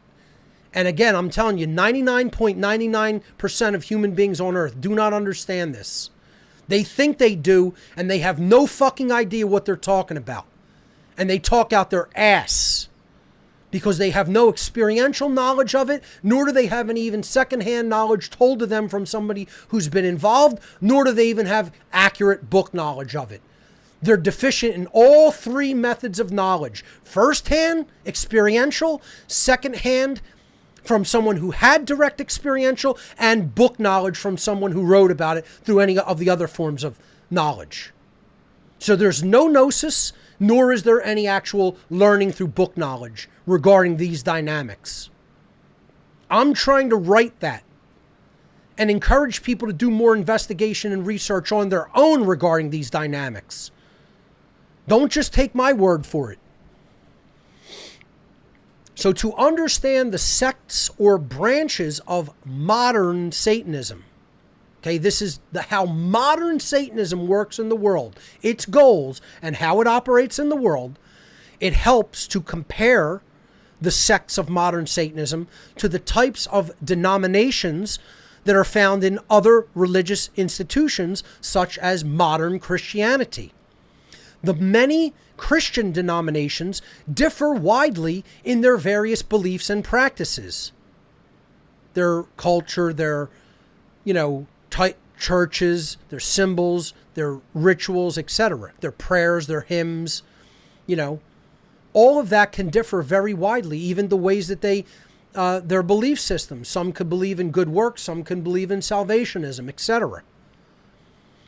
But ultimately, all forms of Christianity are ultimately unified in their belief in Jesus as the Savior of humanity. That's the one overarching belief that makes Christianity Christian. They generally follow the biblical allegory of Jesus and him as a historical figure. They believe in his historicity, and they attempt to align their ideology and worldview and behavior to the teachings of Jesus found in the New Testament. That's the general overarching ideological principles of Christianity in any given form, in any denomination. And they believe in general Jesus as the savior of humanity and believe in his divinity. Okay? So the early church was sort of unified. It was a unified religion. Okay? And then it split into the Western Church of Rome and the Eastern Church of Constantinople. Okay? So in the modern world, the Eastern Church became the Eastern Orthodox Church, and then its many different denominations. And then the Western Church of Rome split into Roman Catholicism and Protestantism, and into their different denominations. Roman Catholicism really doesn't have many denominations. It has remained largely the same since the initial East-West split of the early church. But Protestantism has probably split into the most denominations. So they all have different ways of getting there, but ultimately the goal is the same: salvation through Jesus. Okay? That's their one overarching goal of all the forms of Christianity in all the denominations in which it is practiced in the modern world. Similarly, the quote-unquote sects of modern Satanism, which are not what they think. It's not what you think it's going to be, folks, most people. Okay? I'm not going to get into talking about the Church of Satan versus the Temple of Set versus the Satanic Temple versus the Order of the Evil Eye versus the Church of Lucifer, etc., so on, into all the different, variations of modern satanic ideology and groups we can get into, because we could go on for months. That's not what I'm going to talk about as being the main overarching sects of Satanism. We are talking about what its real goals are in society and how it most efficiently and effectively goes about the achievement of those goals, of that one goal, really. We're talking about not really, truly multiple goals, but one overarching goal. Okay? So the many different the different sects of modern Satanism will differ as to their specific ideologies and the methods by which they will achieve their ends and their rituals, etc., their books, okay? But they all share one overarching goal: to institute global human slavery, and in so doing permanently destroy human freedom and true human spirituality. And I'm not talking about groups that are self-styled Satanists that are saying they want human freedom, okay? So I'm not even talking about groups like the Satanic Temple. Now, again, the Satanic Temple's Baphomet statue was in the title card for this presentation. Please do not think I'm talking about any one particular group like that, okay? I'm not referring to that. That was just used as a symbol to represent the adversarial force in nature, which is the involutionary force, which comes through the satanic ideology in all the many forms it is practiced as the Christian devil, Baphomet, etc. It's just a symbol, folks. I'm not referring to any given specific group. So please understand that. Okay? Because then the first thing I'll hear is, oh, you're just, trying to talk shit on the Church of Satan or the Temple of Set or the Satanic Temple. I personally could care less about those groups. Those are like when I talk about tiny little, way down here on the hierarchy, barely involved in the hierarchy, where they're just, especially groups like the Satanic Temple, which are highly self-styled and don't really align with the higher level ideologies of the tenets that I talked about. They have their own, little agendas that they want to put forward politically, etc. But we're talking about extraordinarily low level on the totem pole of worldwide societal old religion. Okay? I'm talking about something that goes way beyond what any of these groups are even talking about. Okay? The satanic ideology in itself and the worldwide network that I am talking about of its adherents, of hoarding knowledge, taking it into their inner circle, hiding it from the rest of people. They don't care about these little groups and the little people that are their rank and file minions that are propagating whatever ideology they're propagating to whoever will listen. They're nothing to them. Nothing to them. Okay? And in many cases, they just let these groups operate autonomously and there's not really much involvement. I'm talking about when you really get into real world old religion Satanism. Okay? That ultimately goes up to the highest levels of political power, banking power, religious power, child trafficking, pedophilia, running the corporations of the world, running the pharmaceutical cartels, running the drug cartels, totally controlling and running organized crime everywhere throughout the world. Whether it be drug cartels running out of South America and Mexico, whether it be drug cartels running out of the Eastern European nations, whether it be, African gold and diamonds, procuring and smuggling. You can go on and on and on into all the things they have their hands in through organized crime. They control every organized crime syndicate on the face of the earth, and all organized crime heads report to the Dark Occult. You can be assured of that. It all connects into the intelligence societies. They're all organizing the whole surveillance state. They connect in with all political and financial institutions and think tanks. The high-ranking members are really running the think tanks. The Tavistock Institute of Human Relations, the Royal Institute for International Affairs, Chatham House, Wellington House out of England, the Council for National Policy, the Council on Foreign Relations, the Trilateral Commission operating out of the United States, the Bilderberg Group, a worldwide group that ultimately connects in with Satanism and takes their god's name, Baal or Bill, in Bilderberg, because Satan was always depicted as a bull god, depicted as a bull in the Sumerian, Akkadian, Canaanite traditions as Baal, the sun god.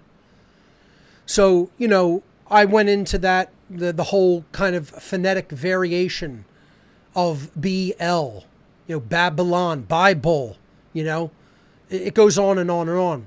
Baal, making bail in jail, bailiffs, bills, the type of dollar that we use are called bills. We pay bills with bills, the dollar bill. You could just go on and on and on with how many variants. The Liberty Bell, all named after this god, this solar deity, Baal. It's Satan in the ancient world. That's all it is. It's the variant of that name, Satan. But this is the god in the ancient world in the Canaanite, Akkadian, Sumerian tradition. That's where it stems out of. And it had other names. Bill was one of them, obviously. Different various phonetic pronunciation of the vowels of the consonants B and L with interchangeable, vowels in between.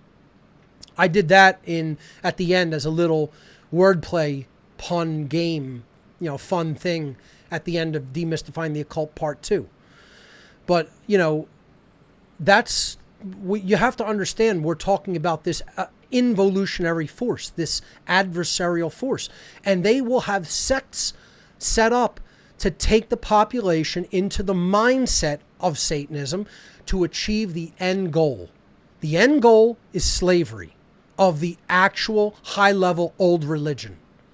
Not these little groups that are self-stylized Satanism. Again, the big cult, they're not really caring about them that much. They're not, that's not their, they use them as, some of them are used as psychological vetting and filtration organizations to take people with the certain characteristics and skill sets that they want up through the ranks into the higher levels of the dark occult. That's all those institutions, that's all those smaller level organizations are there for. Putting the feelers out and identifying traits and characteristics in the general public that they want to exploit. So, I'm going to build in the next slide, let's start to move forward, how the modern satanic cults, the modern satanic sects actually operate in our modern society. And this is one of the biggest parts of how our entire modern society is one big satanic ritual, getting everybody to participate in achieving this cult's end goal, the end goal of the old religion.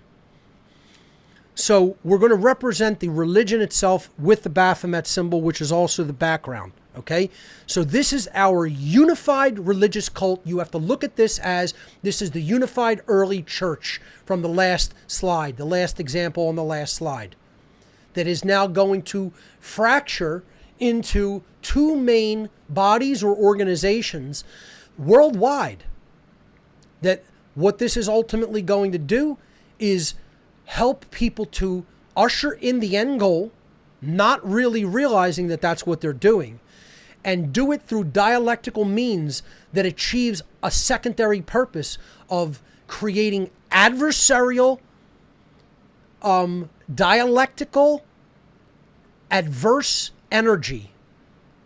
Okay? Or in other words, polarization between two seemingly competing groups. But these two pillars, these two groups that are seemingly competing and pitting themselves against each other are ultimately all filtering down to the same end goal that is in the future, set in the future to be the end goal all along. It's the ultimate dialectical polarity, the polarization dialectic, as I have called it. So let's start building out this chart and explaining how they do it. The two sects, and I'm going to get red, white, and blue on you, folks. Okay, that's what we're going to do here. It's 7/7, only 3 days after so-called Independence Day here in this country, commemorating our alleged split from England, okay, from the British Empire. You know, nothing could be further from the truth. We may have achieved that very briefly, but they did not really ultimately back down ideologically and culturally. And we're still ruled. The sun has never really set on the British Empire. America is still ruled from the shadows from there and from the royalty of Europe, and ultimately the Dark Occult that operates out of the religious institutions from the Church, the Vatican, Jerusalem, Mecca, etc. All of the ostensible religious traditions. So the two ultimate sects of modern Satanism is the political wings of whatever political parties we're talking about in any nation. Because you have to have two, folks.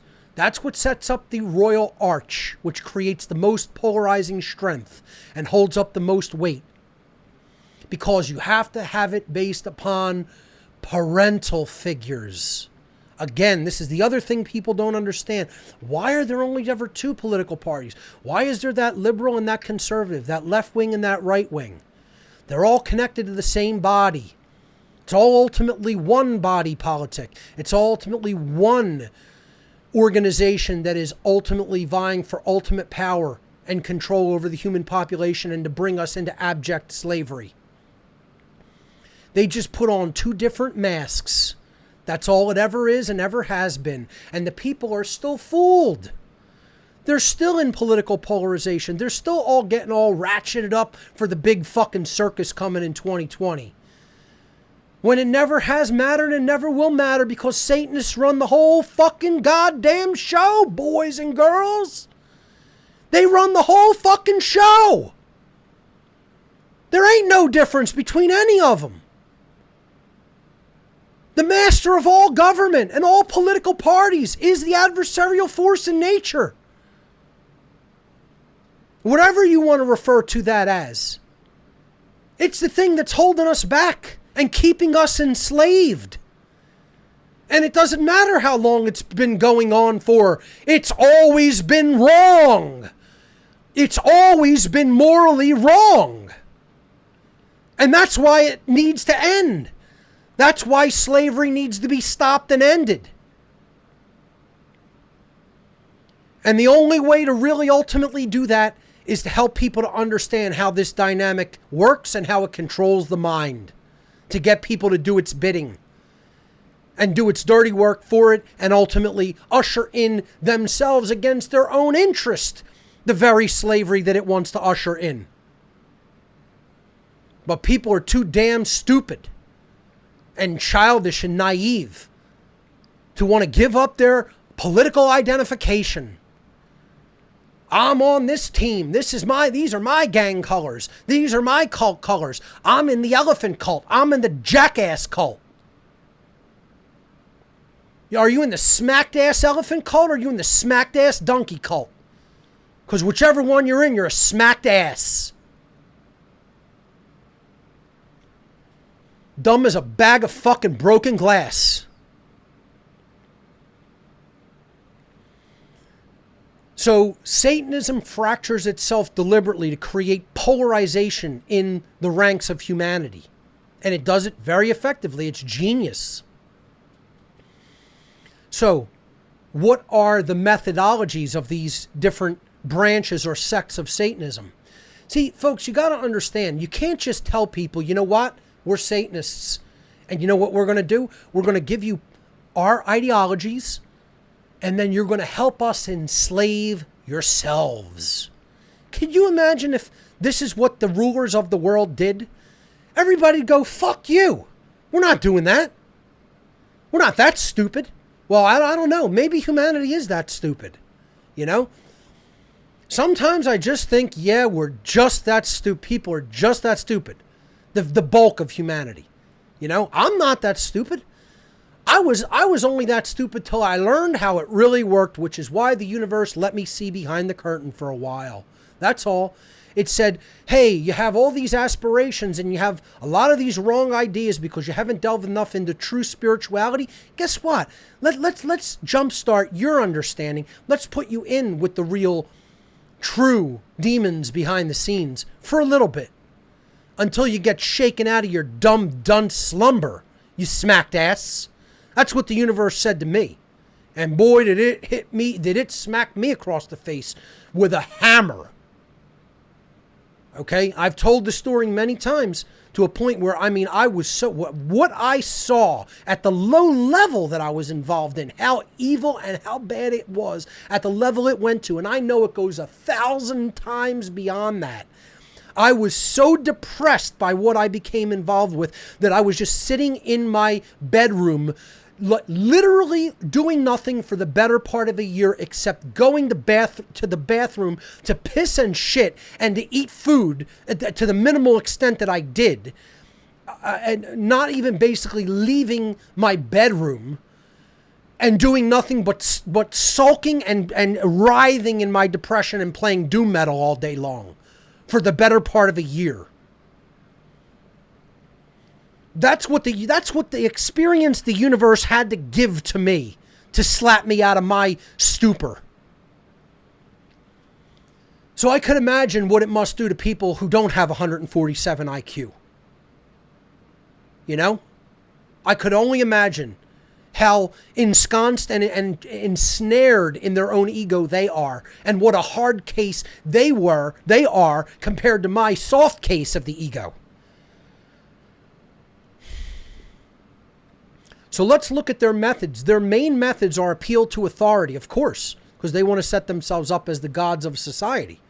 But they do it through different appeals to authority. See, they can't just tell people, we're going to rule everybody, you're going to help us get it done. Because people wouldn't comply or cooperate with that. They have some semblance of, wanting something good for themselves and for society. So they know people are basically split into two camps. They have people who have motherly abandonment issues, that's the left, who want the authority in the form that they see it to be mommy and to provide. So what they're appealing to there is their sense of misplaced compassion for others. And they want everybody taken care of.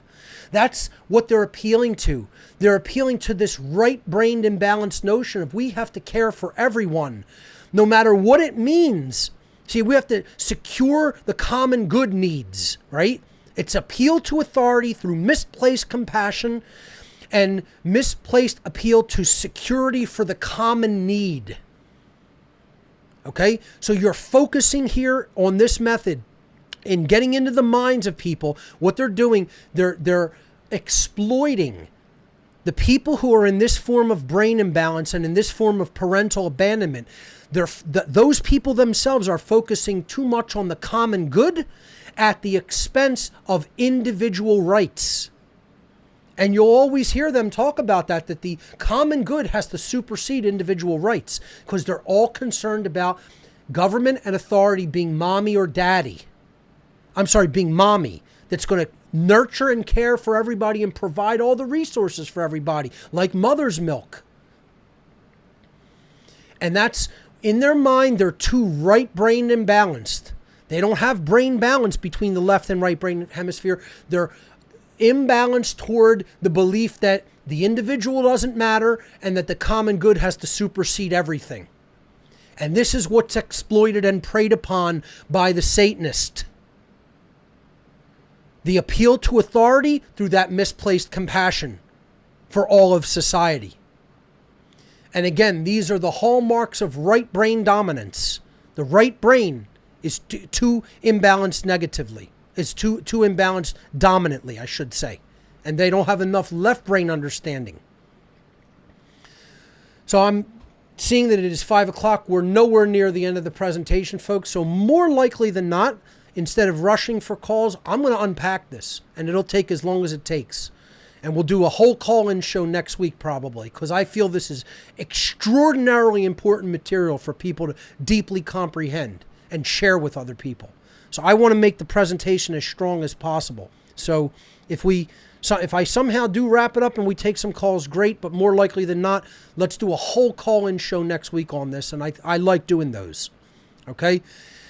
The method of the right-wing sect of Satanism, or right-wing politics, is appeal to authority through selfishness and security of individual desires. See? So you're preying on people's compassion, their selflessness on the left-wing faction.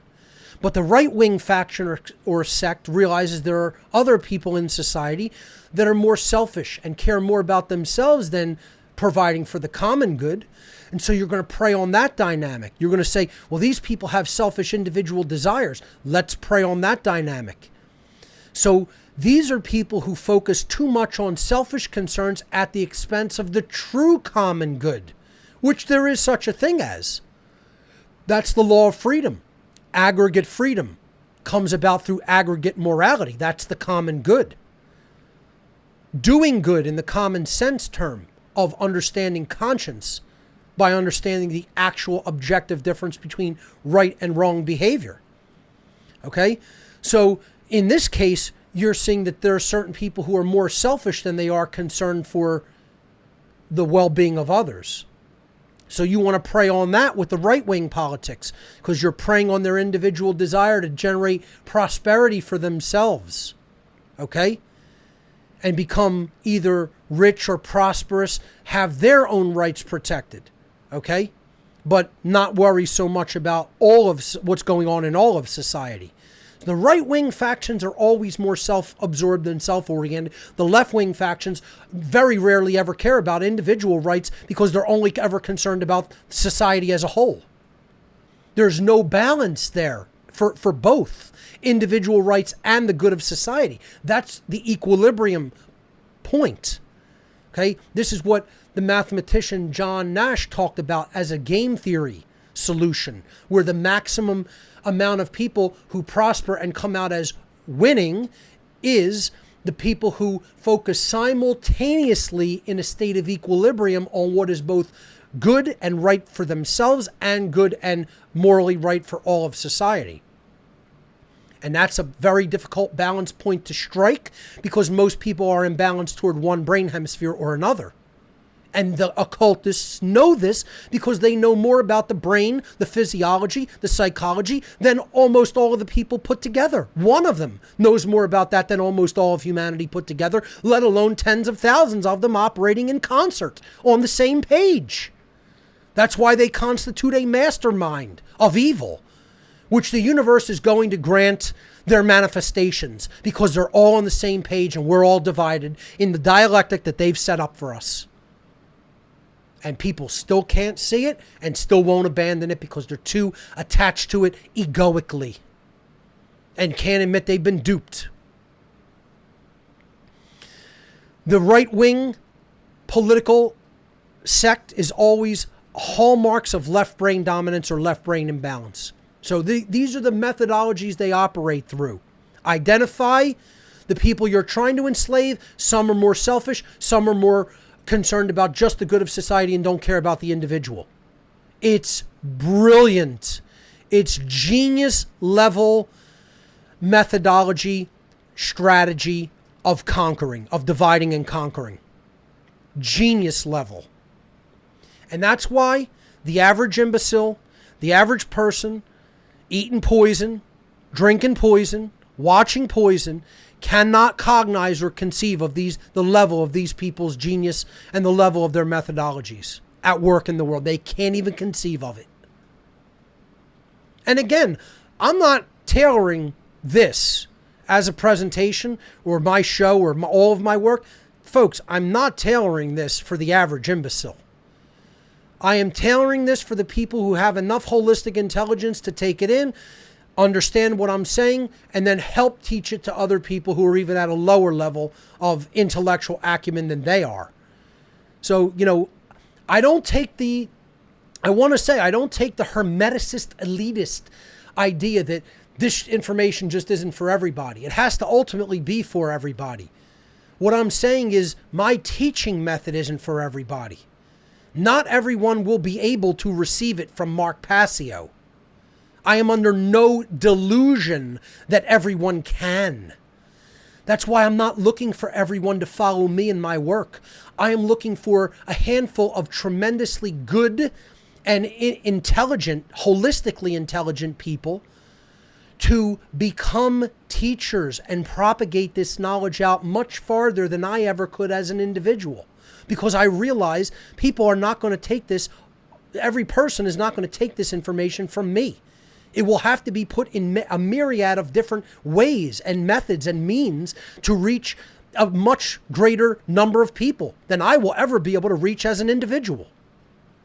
That doesn't mean that I think ultimately this information is only for a few. It is for all in an egalitarian sense. I think it is simplistic enough at some level that everyone can really understand how it works. It's just not everybody's going to be able to learn that from Mark Passio. Admittedly. So let's look at then where this goes. It then derives social manifestations in different forms. When the left-wing sect of Satanism puts all of its methodologies of mind control into effect to get people on board with the left-wing agenda, the manifestations become false notions of equality, which isn't equality under natural law at all. It becomes sameness, homogeneity, lack of differentiation in society. Everybody having to think like they think and be on board with their agendas and be on board with their narratives. It becomes this notion of democracy, the rule of the people, the rule of whatever we say is the law. It's not the rule of natural law. It's the rule of man's law. That's what democracy is. And a small group, or a majority, I should say, can make it up. That's all democracy is. It's the opposite of an oligarchy. In a sense, an oligarchy or a few people make it up. In a democracy, the majority get to make it up, even if they're wrong. It's not based on any true objective standard of morality. It's based on whatever the majority thinks right and wrong is. And then they could just institute it and impose it on the masses. Impose it on the minority. Just because they held the vote. Well, if you held the vote, we can strip everybody's rights just because we erroneously think that that's a right for us to do. Well, we can do it in a democracy. That's one of the things it leads to. It's one of the places we're at right now. And then eventually you have creeping socialism, or what's known as Fabian socialism. My producer's pointing out a spelling error. I'm going to fix it right now.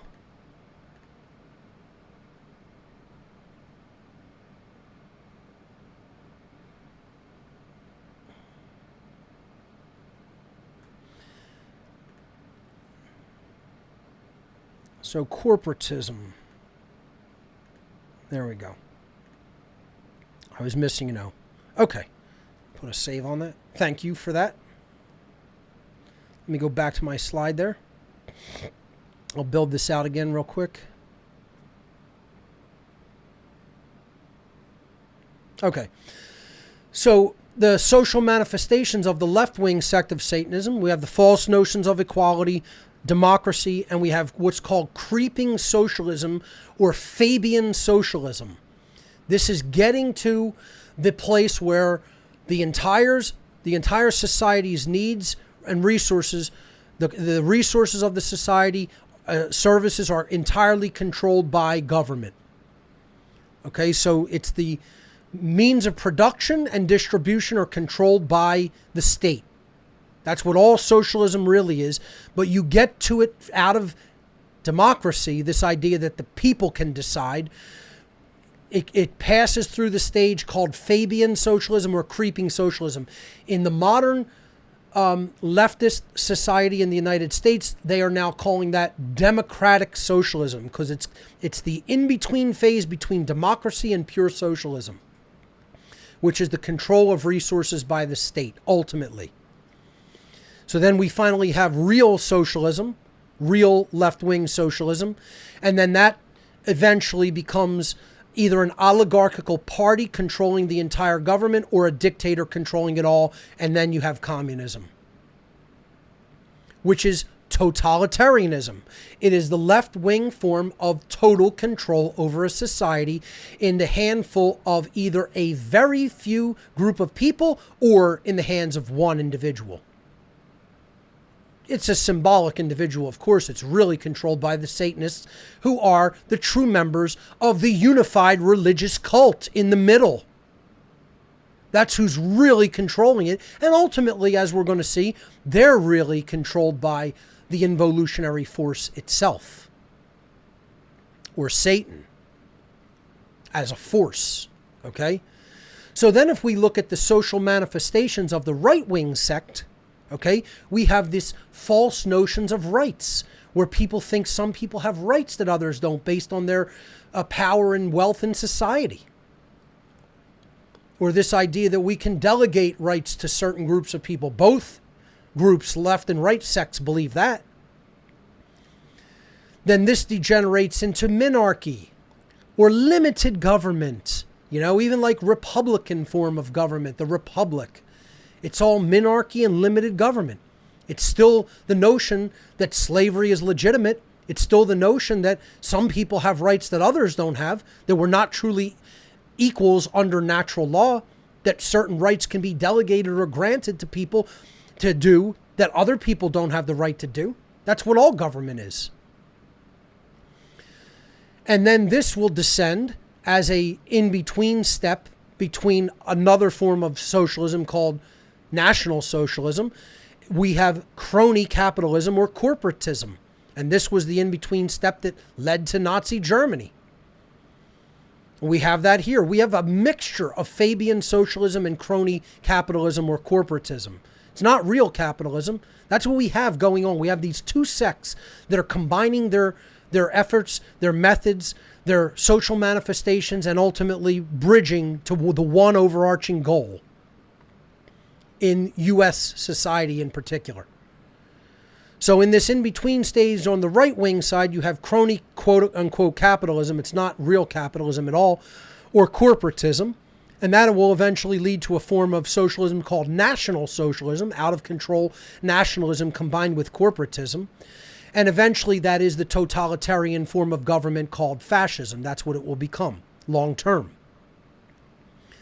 But folks, it doesn't matter whether you call it the blue donkey or the red elephant. I don't care what you call it. They're both forms of Satanism that lead to one control. I don't care what sect of the cult you want to believe in. You could believe in the left-wing donkey cult, the right-wing political cult, but it's all stemming from the unified religious cult called Satanism. And they have one goal, folks, and that is human slavery.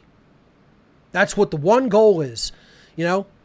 They want to give you the blue faction and the red faction and make you think, oh, your team is better, your brand of cola is better, your brand of cotton candy is better. You could have the blue or the pink brand of cotton candy. It's all fucking poison, you know?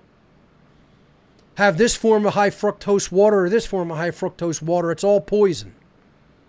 The cult doesn't care how they get there, folks. Do you realize that? You know, this is what people who still believe in politics don't get. The cult does not care how they get to abject human slavery. Doesn't matter to them. They couldn't care less. They could do it through the left-wing faction. They could do it through the right-wing faction. Sorry, I accidentally clicked back. I'll have to build the slide out again.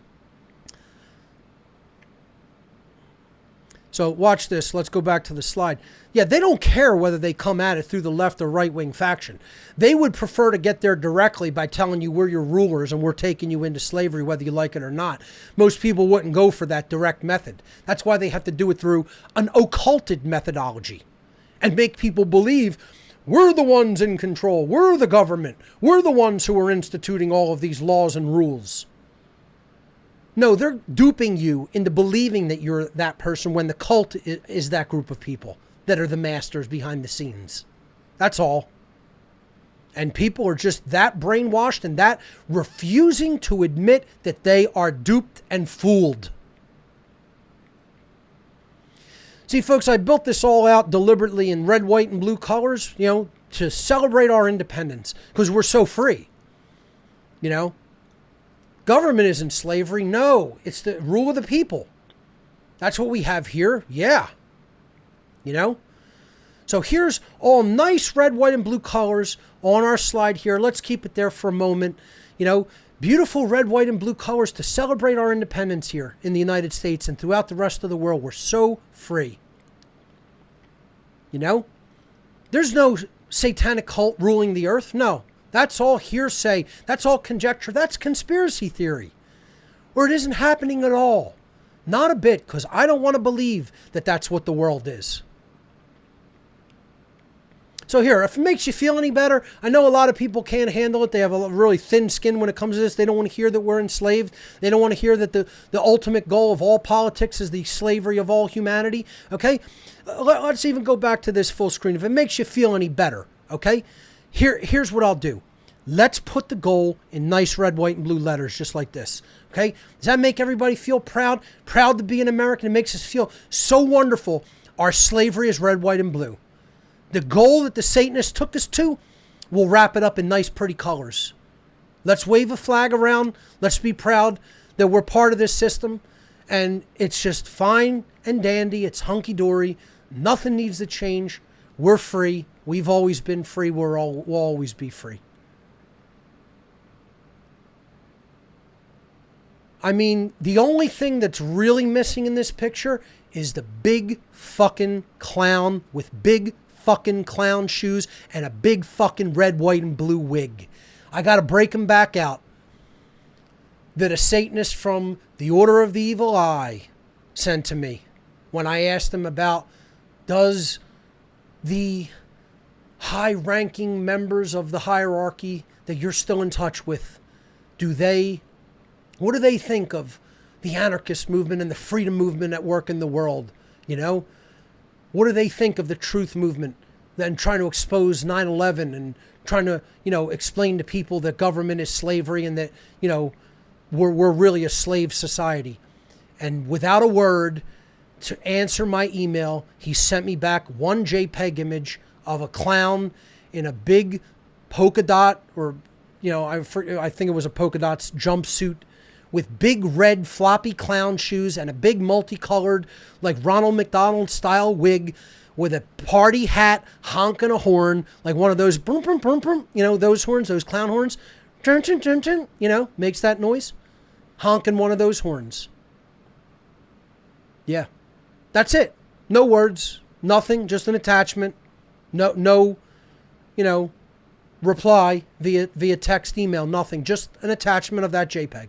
That was his answer. And again, I've said it in the past, and I'll say it again. Folks, I wish I could disagree with that Satanist's response, but I cannot. I cannot disagree. I have to concur that that is what's happening. That is exactly what should be thought by the higher level Satanists as to any little modicum of resistance that's ever been offered. Again, my take on it is it's a piss poor pittance. Yeah. Let's make that another mainstay term here on what on earth is happening.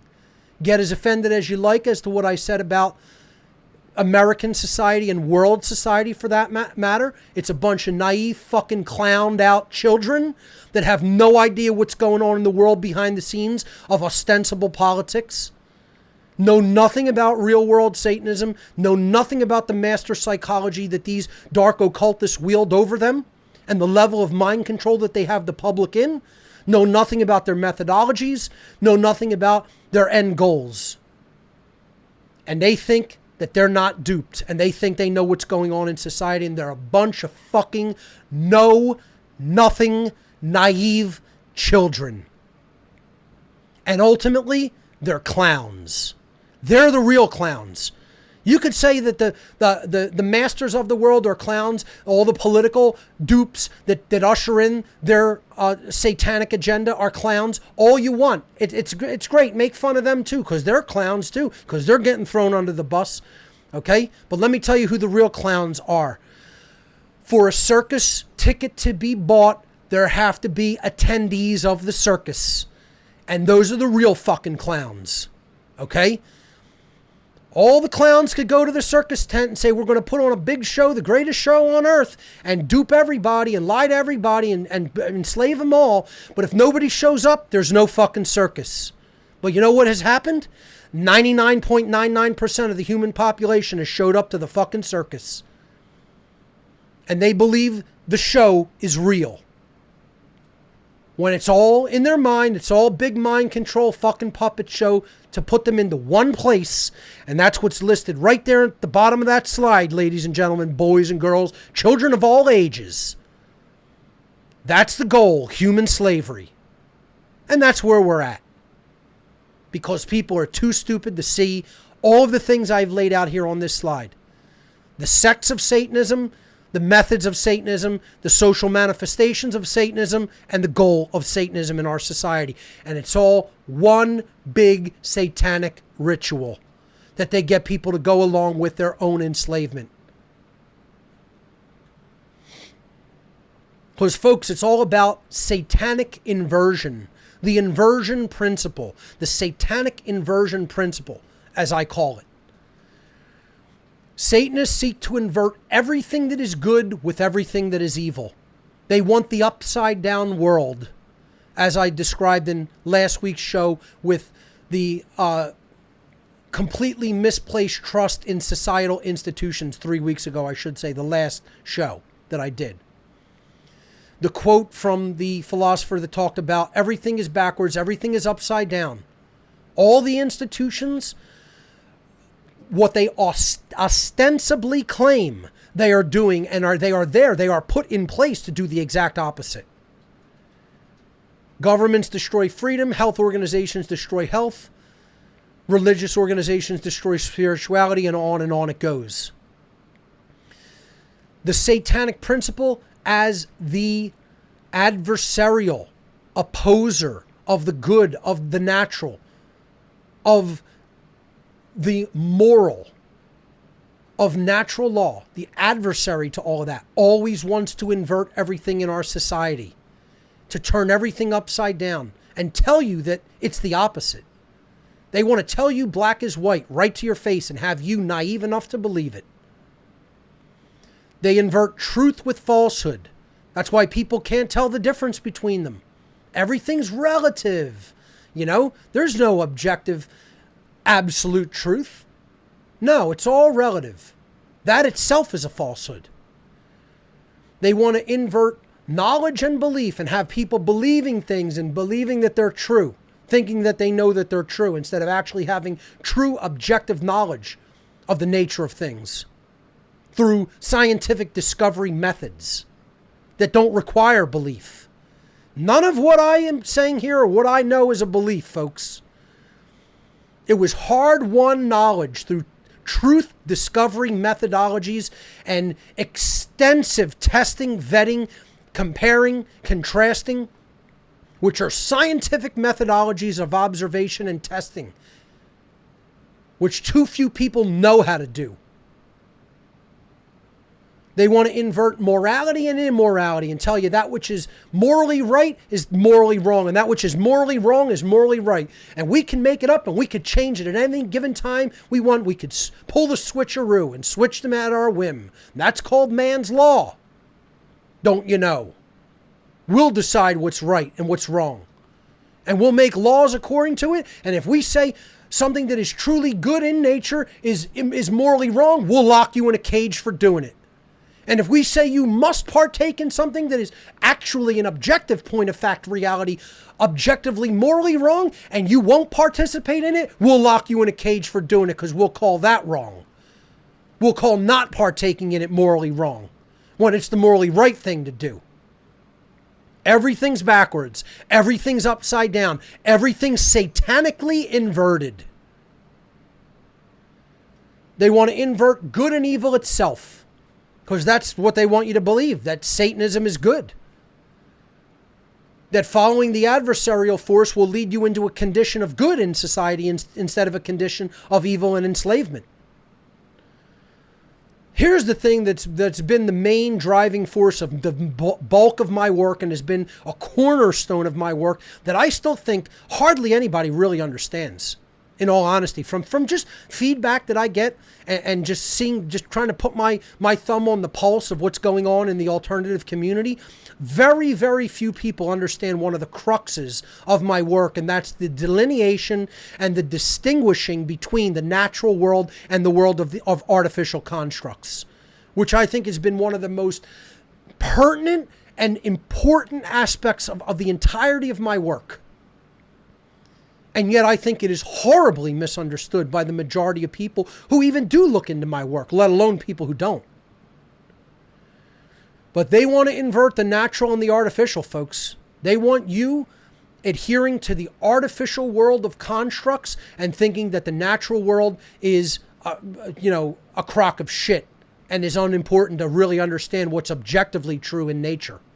That's why when you say natural law to people, they think they know what it means, and they are totally applying completely artificial constructs to it that only exist in the human mind and in the human constructural domain to something that has absolutely nothing to do with beliefs or human invented constructs. Because people do not understand the delineation or the distinguishing between the natural world and the artificial constructural world. And they'll tell you that they do and insist that they know what it means. Well, again, I just had someone try to tell me natural law is how animals operate in nature. In public, on the street, in public space.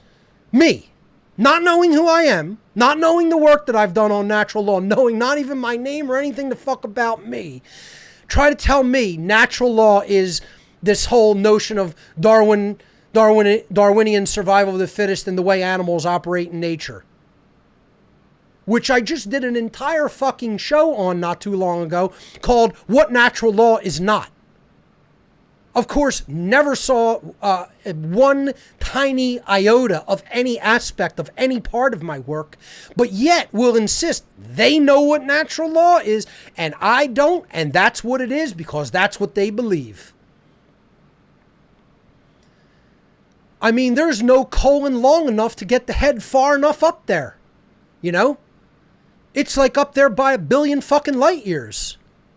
You know? That's how far up the ass somebody who thinks like that's head is. There will be no getting that out. I'm not under any delusion that it could be gotten out. I have no power to do that. I have no power whatsoever to change someone's wrong thinking to that extent.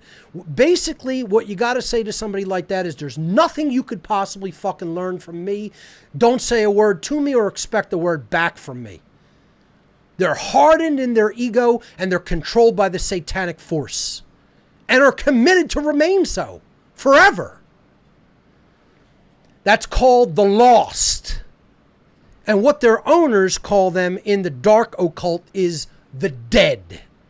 That's what they call them. That's what they'll continue to call them. And that's what they are. They're mentally dead. They're emotionally dead. And they're spiritually dead. And they don't care. That's why they're the dead. They don't really have any knowledge or apply thoughts correctly. They don't really have any care or true compassion. And they don't really certainly don't act rightly in the world. So their thoughts, their emotions, and their actions are missing and or dead. And so the Satanists of the world actually refer to someone like that, who they own and control, as the dead. It's one of the reasons that they believe in their religious system of beliefs in Satanism, that no karmic consequence will come to them ultimately long term, because they don't believe that they are performing any actions to conscious living beings. They believe that they are performing all of the actions that they are performing to inanimate matter that is ultimately, in the spiritual sense, non-animated. It may be physically animated, but it is what they refer to as a golem. Something that is dead, that is not actually imbued with spirit, that is just animated physical dead matter, like a robot. So some will refer to them as golems, and the big verbiage, the big word that they really refer to people who are completely inactive in their true intellectual capacity or caring capacity or active, doing the right action in the world. They're all completely inactive in all those capacities. The main thing that they call those people is the dead. And once again, folks, I wish I could disagree, but I cannot, because that is exactly what they are. They are not really truly alive. Physically being animated is not really life. It's not really truly life, because they're not active in any ways that a true conscious being that is spiritually activated is activated. And therefore, these people who do all of these heinous things to people like that say, we're not doing it to living beings. No karmic debt or consequences will come to us, because we are only doing that to the dead or the golems. And you know what, folks? I wish I could disagree with their assessment, but I cannot. I don't ascribe to that ideology. I don't think that that's right or moral. But can I really say that I disagree with their assessment of the condition of people? No, I cannot disagree. They are correct. That's what saddens my heart, to be honest. That's what it just makes me so profoundly sad that I get weak. Knowing that they're correct about the human condition, and when they told me that this was the human condition, and when they told me this is exactly where they had people, I resisted and insisted that they were wrong. And now, almost 20 years later, I have to say, I was wrong. The dark occultists were correct about where they have humanity. They did not lie to me. They told me the exact truth on the nature of the human condition. The exact truth. And you know what? In those almost 20 years, absolutely fucking nothing has changed. Absolutely fucking nothing has changed. Nothing. So let's go back to the Satanic Inversion Principle that Satanists employ in our world, and look at some of the other methods that they use. They want to invert health and sickness and tell you all the things that will be good for your health are things that will make you sick, and all the things that will actually make you sick you should do and take into your body. Inverting health and sickness. Of course they invert freedom and slavery. They want to tell you you can get to freedom through politics and government, which is slavery. We're going to get to freedom through implementing slavery. Yeah, that don't you know? Don't you know? That's how it works. Yeah. I mean, again, people are just dumb as bags of dog shit. Really, they are. Implementing government slavery is going to lead to human freedom in the real physical world. Yeah, That's how it works. That's how we're going to get there. We'll get there slowly but surely, but we'll get there through government, which is slavery, to freedom. And smacked fucking ass clowns believe these satanic liars. Yeah. Inverting order with chaos itself. Again, they're inverting evolution and involution. You know, they're going to tell you that that which is going to hold you back is going to move you forward, and that which will truly move you forward is what's going to hold you back. So don't subscribe to that. You don't want to look into natural law and understand what it really is. That would be suppression of moving forward. That would be chaos. But subscribe to satanic beliefs, ideologies, moral relativism, eugenics, etc., and that's going to move human society forward. It's, folks, the bottom line is the ultimate principle of inversion is the inversion of the very life and death itself, because that's what this order of death, this death cult is. It's a cult that venerates and ultimately worships death. And what is that card on the tarot? That's the force that is the involutionary force, Satan. The devil card is the slavery card, which is underneath the death card. And when is that ushered in? See, I got to do a whole breakdown of this on the tarot. I probably should have actually put it into the presentation, especially the macrocosmic tree. It's very appropriate to this discussion to integrate an understanding, an esoteric understanding of the major arcana of the tarot deck, occultically, with the knowledge that I'm laying out here regarding Satanism. Because if you look at on the macrocosmic tree as the tarot, the second half of the major arcana gets laid out on the Sephiroth on the tree, okay? The left-hand path, or the path of severity, okay, which is the dark pillar of Freemasonry. It would be the pillar of Boaz in Freemasonry, the equivalent in Kabbalah, okay, in the Freemasonic tradition. In Kabbalah, it is called the pillar of severity, or it is Geburah, severity. On this Kabbalistic path, the left-hand path, you have the moon, the devil, and death. Okay? And it leads to judgment at the Malkut position, the bottom of the tree, which represents the lower chakra, the base chakra. Okay? But as you are offered truth, which is the sun card, in this arrangement of cards, in this Kabbalistic arrangement of the tarot cards, if you reject it, you go to the left-hand path. That's the rejection of truth of the sun, which is the moon, which represents ignorance, okay, going backwards in knowledge. Then what that will lead to societally on the left-hand path of this tarot card arrangement is the devil card, which is the slavery card. Because the ignorance of natural law invariably leads to the law of freedom applying, meaning you can't align your behaviors to objective morality, and therefore your society becomes enslaved. What is the ruling power over that dynamic is the death card, which is the involutionary force card. The force of involution, that which counteracts the force of evolution. Maybe as an adjunct to this presentation next week, I'll show you this card arrangement again, okay, and talk about these dynamics as it applies to the involutionary force, or the satanic force at work in all of our society.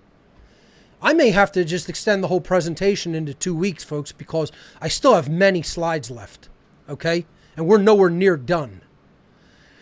So this is ultimately the inversion of life and death itself, and what Satanism wants is the worship and veneration of the death force itself, the involutionary force. That's why it's a death cult.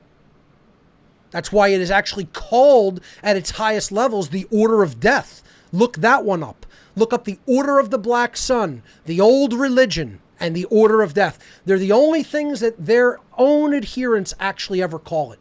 They don't really ever refer to it any other name. And these are only names given to it to just be able to conversationally refer to it as. These are not formal names. Again, ultimately, the network of Satanism that is operating enthroned behind the scenes of power in the world is a cult without a name. So let's look at how our society really is a total satanic society. We're going to look at that it is a master slave society. It is a death cult society. It is a prison society. It is a money worshiping society. And it is ultimately a mini-me Satanism society. And all of this constitutes really what's really going on in our lives today is all of our culture is an endless one big satanic ritual taking place. Politics is the first part of it. Okay, we've already looked at the first part of the satanic ritual. That's contained in this slide itself, a master-slave society. We're all taking part in the entirety of the enslavement of society. That's all part of the ritual to enslave humanity. That's what government all is. People participating in their own enslavement as a ritual. It all has its rituals. You know, rituals out in front of the White House, signing rituals, signing bills into law rituals, you know, holiday rituals. It's all ritualistic dark magic. That's all it ever has been. But this is how a general master-slave society is structured, is oriented. Very simple dynamic, a very simple representative graph of a pyramidal structure where you have a small group of people that sit enthroned or enshrined at the top of the structure.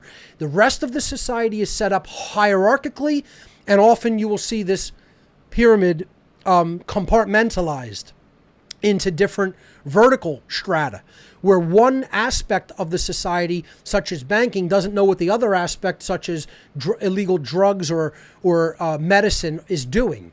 They're not only stratified in layers of knowledge, levels of knowledge, but they're also compartmentalized into compartments of knowledge so that one hand doesn't know what the other hand is doing. And that's another way of more easily controlling people, not just through hierarchical strata, but through compartmentalized strata. So people think that this is the only form of hierarchy that exists in a master-slave society, that it's the masters at the top, and then underneath them you have them directly ruling over their slaves. As the slave class is the bulk of the population, and the masters basically run the society and tell the slaves what they can and cannot do. This is a pure oversimplification of the actual way that the structure of a master-slave relationship, or master-slave society, I should say, actually functions. It's more complicated than this. So my expanding of this is how a real master-slave society actually functions in deed, in behavior. You have middle managers or middle classes of masters that are also actually slaves to this set of masters over them, with obviously more and more of them as you go closer and closer to the slaves at the very bottom, which is the general population. And most people who study this dynamic of our society will admit, yes, this is how it works. You have the masters at the very top, the slaves at the very bottom, and you have middle management groups like governments and then banking institutions that and corporations that are structured in ways where they are both the masters over people and people underneath them, but they are also serving the masters at the very top level.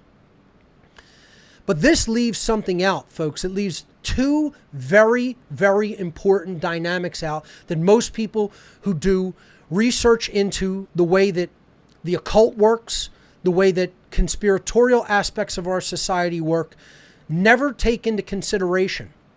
And it's extremely important for both of these factors to be taken into consideration when looking at the stratification of the way our entire social dynamic structure works. And here's the first one. If you look at this bottom level, which represents the masses of people, the uneducated, unwashed masses of people who have no idea what's going on at the levels above them, okay? They are not only just slaves, but they are masters as well. And that's very odd for people to hear someone say. Very odd thing. Most people will never bring up this dynamic, okay? But the overwhelming vast bulk majority of the average human being is not just a slave, but they are also masters over other slaves. So we act as police and masters over each other in many ways, with policing what we ourselves think. and what other people can and can't think through political correctness and politically correct speech, which is just self-censorship. But most people never think of this. If you actually leave, this structure represents human society. If you leave this structure to the bottom, what are people ultimately acting as horrific, violent, torturing masters to? The entire animal kingdom. That's what we are acting as masters in this massive satanic, never-ending satanic ritual over the animals that we barbarically treat and barbarically butcher endlessly all day long, every single day. 10 billion land animals alone a year, conservative estimate. Probably many more than that. Over 100 billion, maybe 150 billion total animals slaughtered every year for human food needs alone. So-called food needs. Let me tell you something, folks. What inspired this entire presentation, as a brief aside to this slide, and again, like I said, if we finish today, we finish. If not, we continue next week. But as a brief aside, what inspired this entire presentation is, in the lead up to Independence Day, I did a little bit of biking and walking around my neighborhood. Sometimes I do that for exercise. You know, I hit the gym, and sometimes I bike there.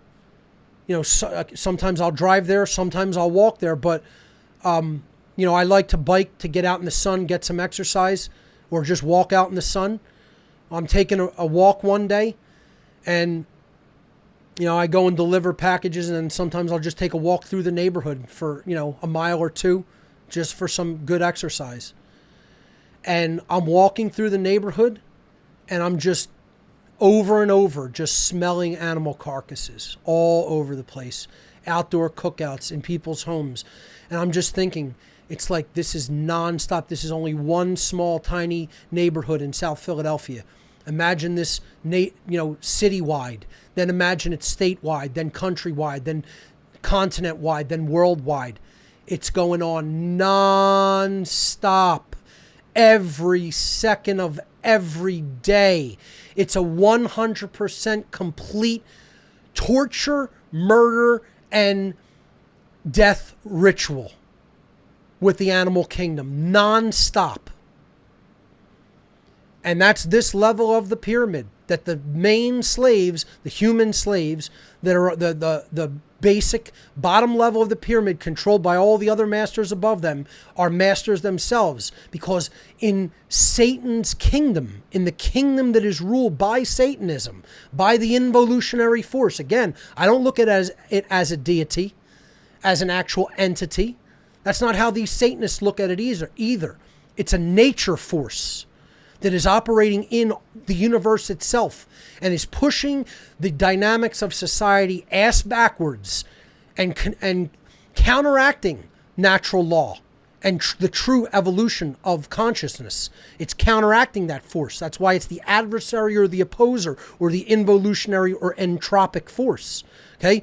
It wants every level of human society to be both masters and slaves, so that they are always a master over a level below them, but yet slaves to a level above them.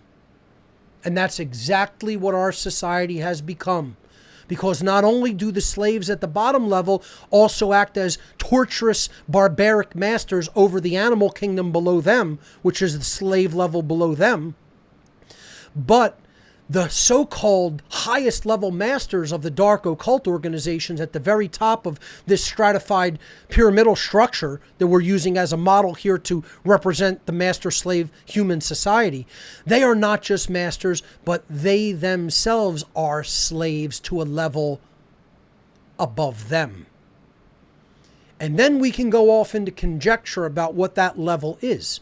And folks, I'll tell you what I've told people what I think that level is, and have made no bones about it. And I don't give a rat fuck what people think about what I think through my research, through my endless amounts of painstaking, laborious research into ancient documentation about what is actually ruling humanity at a higher level, and who gives the directives to the so-called occult rulers or masters that operate as rulers over all of our human society, it goes off into a non-human domain.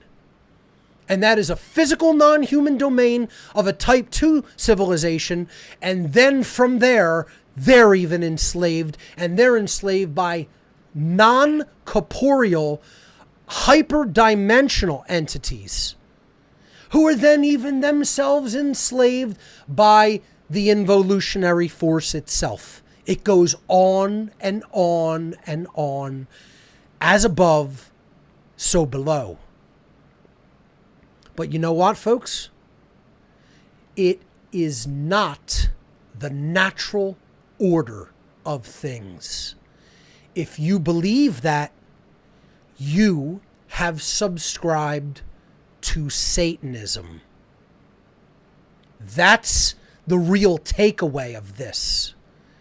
If you believe that it must be like that, you have subscribed to the ideology that your masters have given you at the mini-me level of Satanism. And that's what so many people will say.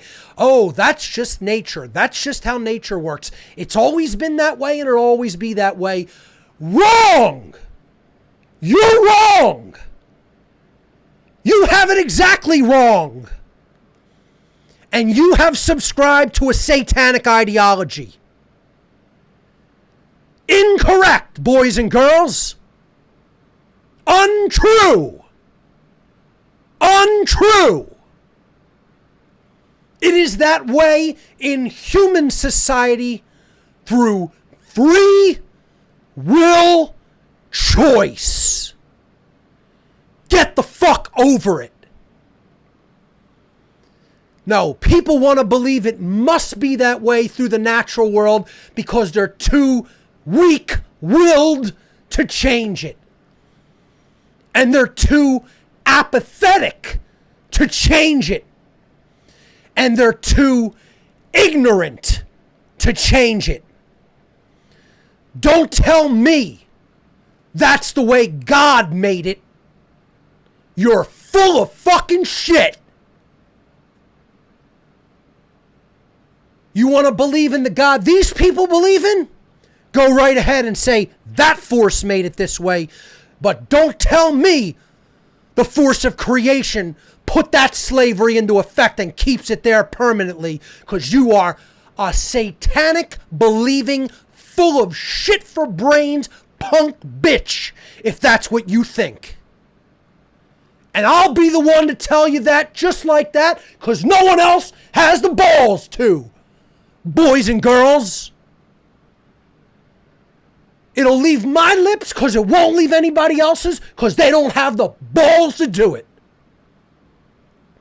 And they're not righteously angry about it enough that that's a free will choice and can be changed whenever we will it to change. But we don't want to do that work. No, we want to run away from that work. We want to run away from that great work. Because we want to say, it's just that way and it'll always be that way and I don't give a fuck and I don't care. Well, that's why it stays that way.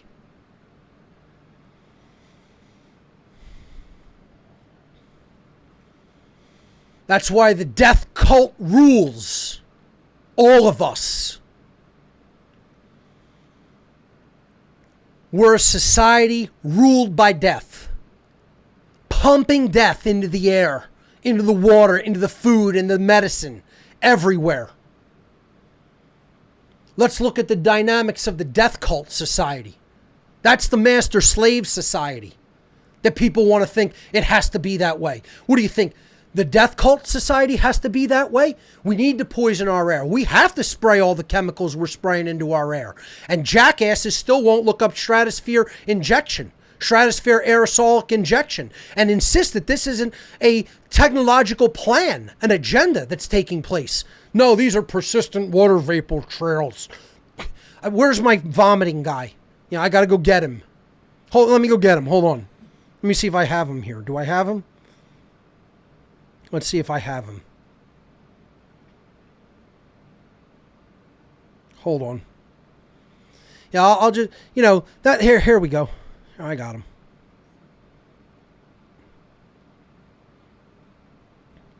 Let me just make him as full screen as I can. Yeah, you can go back. Here you go. That's as big as I'm going to make them for now. Yeah, there they are. Yeah. Oh yeah. It's just there's no such thing as chemtrails. Yeah, it's persistent water vapor trails. Well, Wikipedia told me it was just a conspiracy theory. You can spray. Yeah, it's just condensation trails. Yeah, they form at like 8,000, 9,000 feet, and then another plane could come at the same altitude. And there's nothing behind it, and then up at like 25,000 feet, a contrail can form, and it's like just dissipating right behind it, and that's a contrail. But then contrails can form at 8,000 feet when there's no scientific evidence to support the claim that ice crystals are going to crystallize and form vapor trails at that altitude. But yeah, they're just persistent contrails. Yeah, that's all. Okay, that's it. I mean, this is what jackasses these people sound like when there have been completely declassified documents on geoengineering and stratosphere aerosol injection. For years and years, they've openly admitted the programs. But yet people will say, no, this isn't part of a satanic agenda. This isn't part of polluting the air. And then completely alkalizing through the chemicals that are actually proven to be in these trails that are sprayed from planes are alkaline earth metals, which are soft, toxic to human being earth metals in the alkaline earth metal family of the periodic table, which when they hit soil will alkalize it so that the uptake of the nutrients that come through the root system of plants in food will not make the food nutrient dense, so that no matter how much you eat, even if it's organically grown, it will not have the nutrient content. It's a slow eugenics agenda of not having people be as vital and healthy as they otherwise could be if we're growing our food in clean, acidic soil as we should. The pH of soil for good organic food should be on the acidic side of the pH scale. The alkaline earth metals completely alkalize soil and rob food of nutrient density. And then you have other agendas where they could actually make the air into an electrified plasma so that they can send different types of signals through it, which can affect human physiology and brainwave patterns. We're running low on time. I'm just going to continue with the slides for the death cult until time runs out, and then we'll pick this up next week. I have more slides to go through. Fluoride in the water. So we're poisoning our air, our water, our food, so-called medicine, okay? And other aspects of our society reflect the death cult, which I'll get into. From truthaboutcancer.com. Before fluoride was added to the water supply, it was actually marked as a rat poison. Yes, stannous fluoride and sodium fluoride are rat poisons, the main ingredients of rat poison. It's actually a byproduct of the aluminum manufacture industry. This is the toxin, mass medicated to the majority of the United States population with no verifiable benefits and without our consent, and with no ability to control the dose, by the way. The only chemical that is given to people and children in a completely uncontrolled dose through drinking water. But it's perfectly safe and it's for the health of your teeth and gums, don't you know? I mean, this is how naive and dumb bags of shit human beings have become. And they're still fight you to the death that it's good for you. Still fight you to the death. Where if you went and got the whole raw byproduct of aluminum manufacture in the form of sodium fluoride or stannous fluoride, and you started, and it's marked as a total toxic poison that they can't even dump in traditional ways. And that's all the time we have for this week, folks. Run out of time. The show is exactly 3 hours long for people that still don't get that one. We'll continue with the Satanic Death Cult Society next week. I have many more slides, and then we'll be taking your calls on this topic next week. You've been listening to What on Earth is Happening, and government is slavery. We'll see you right here next week.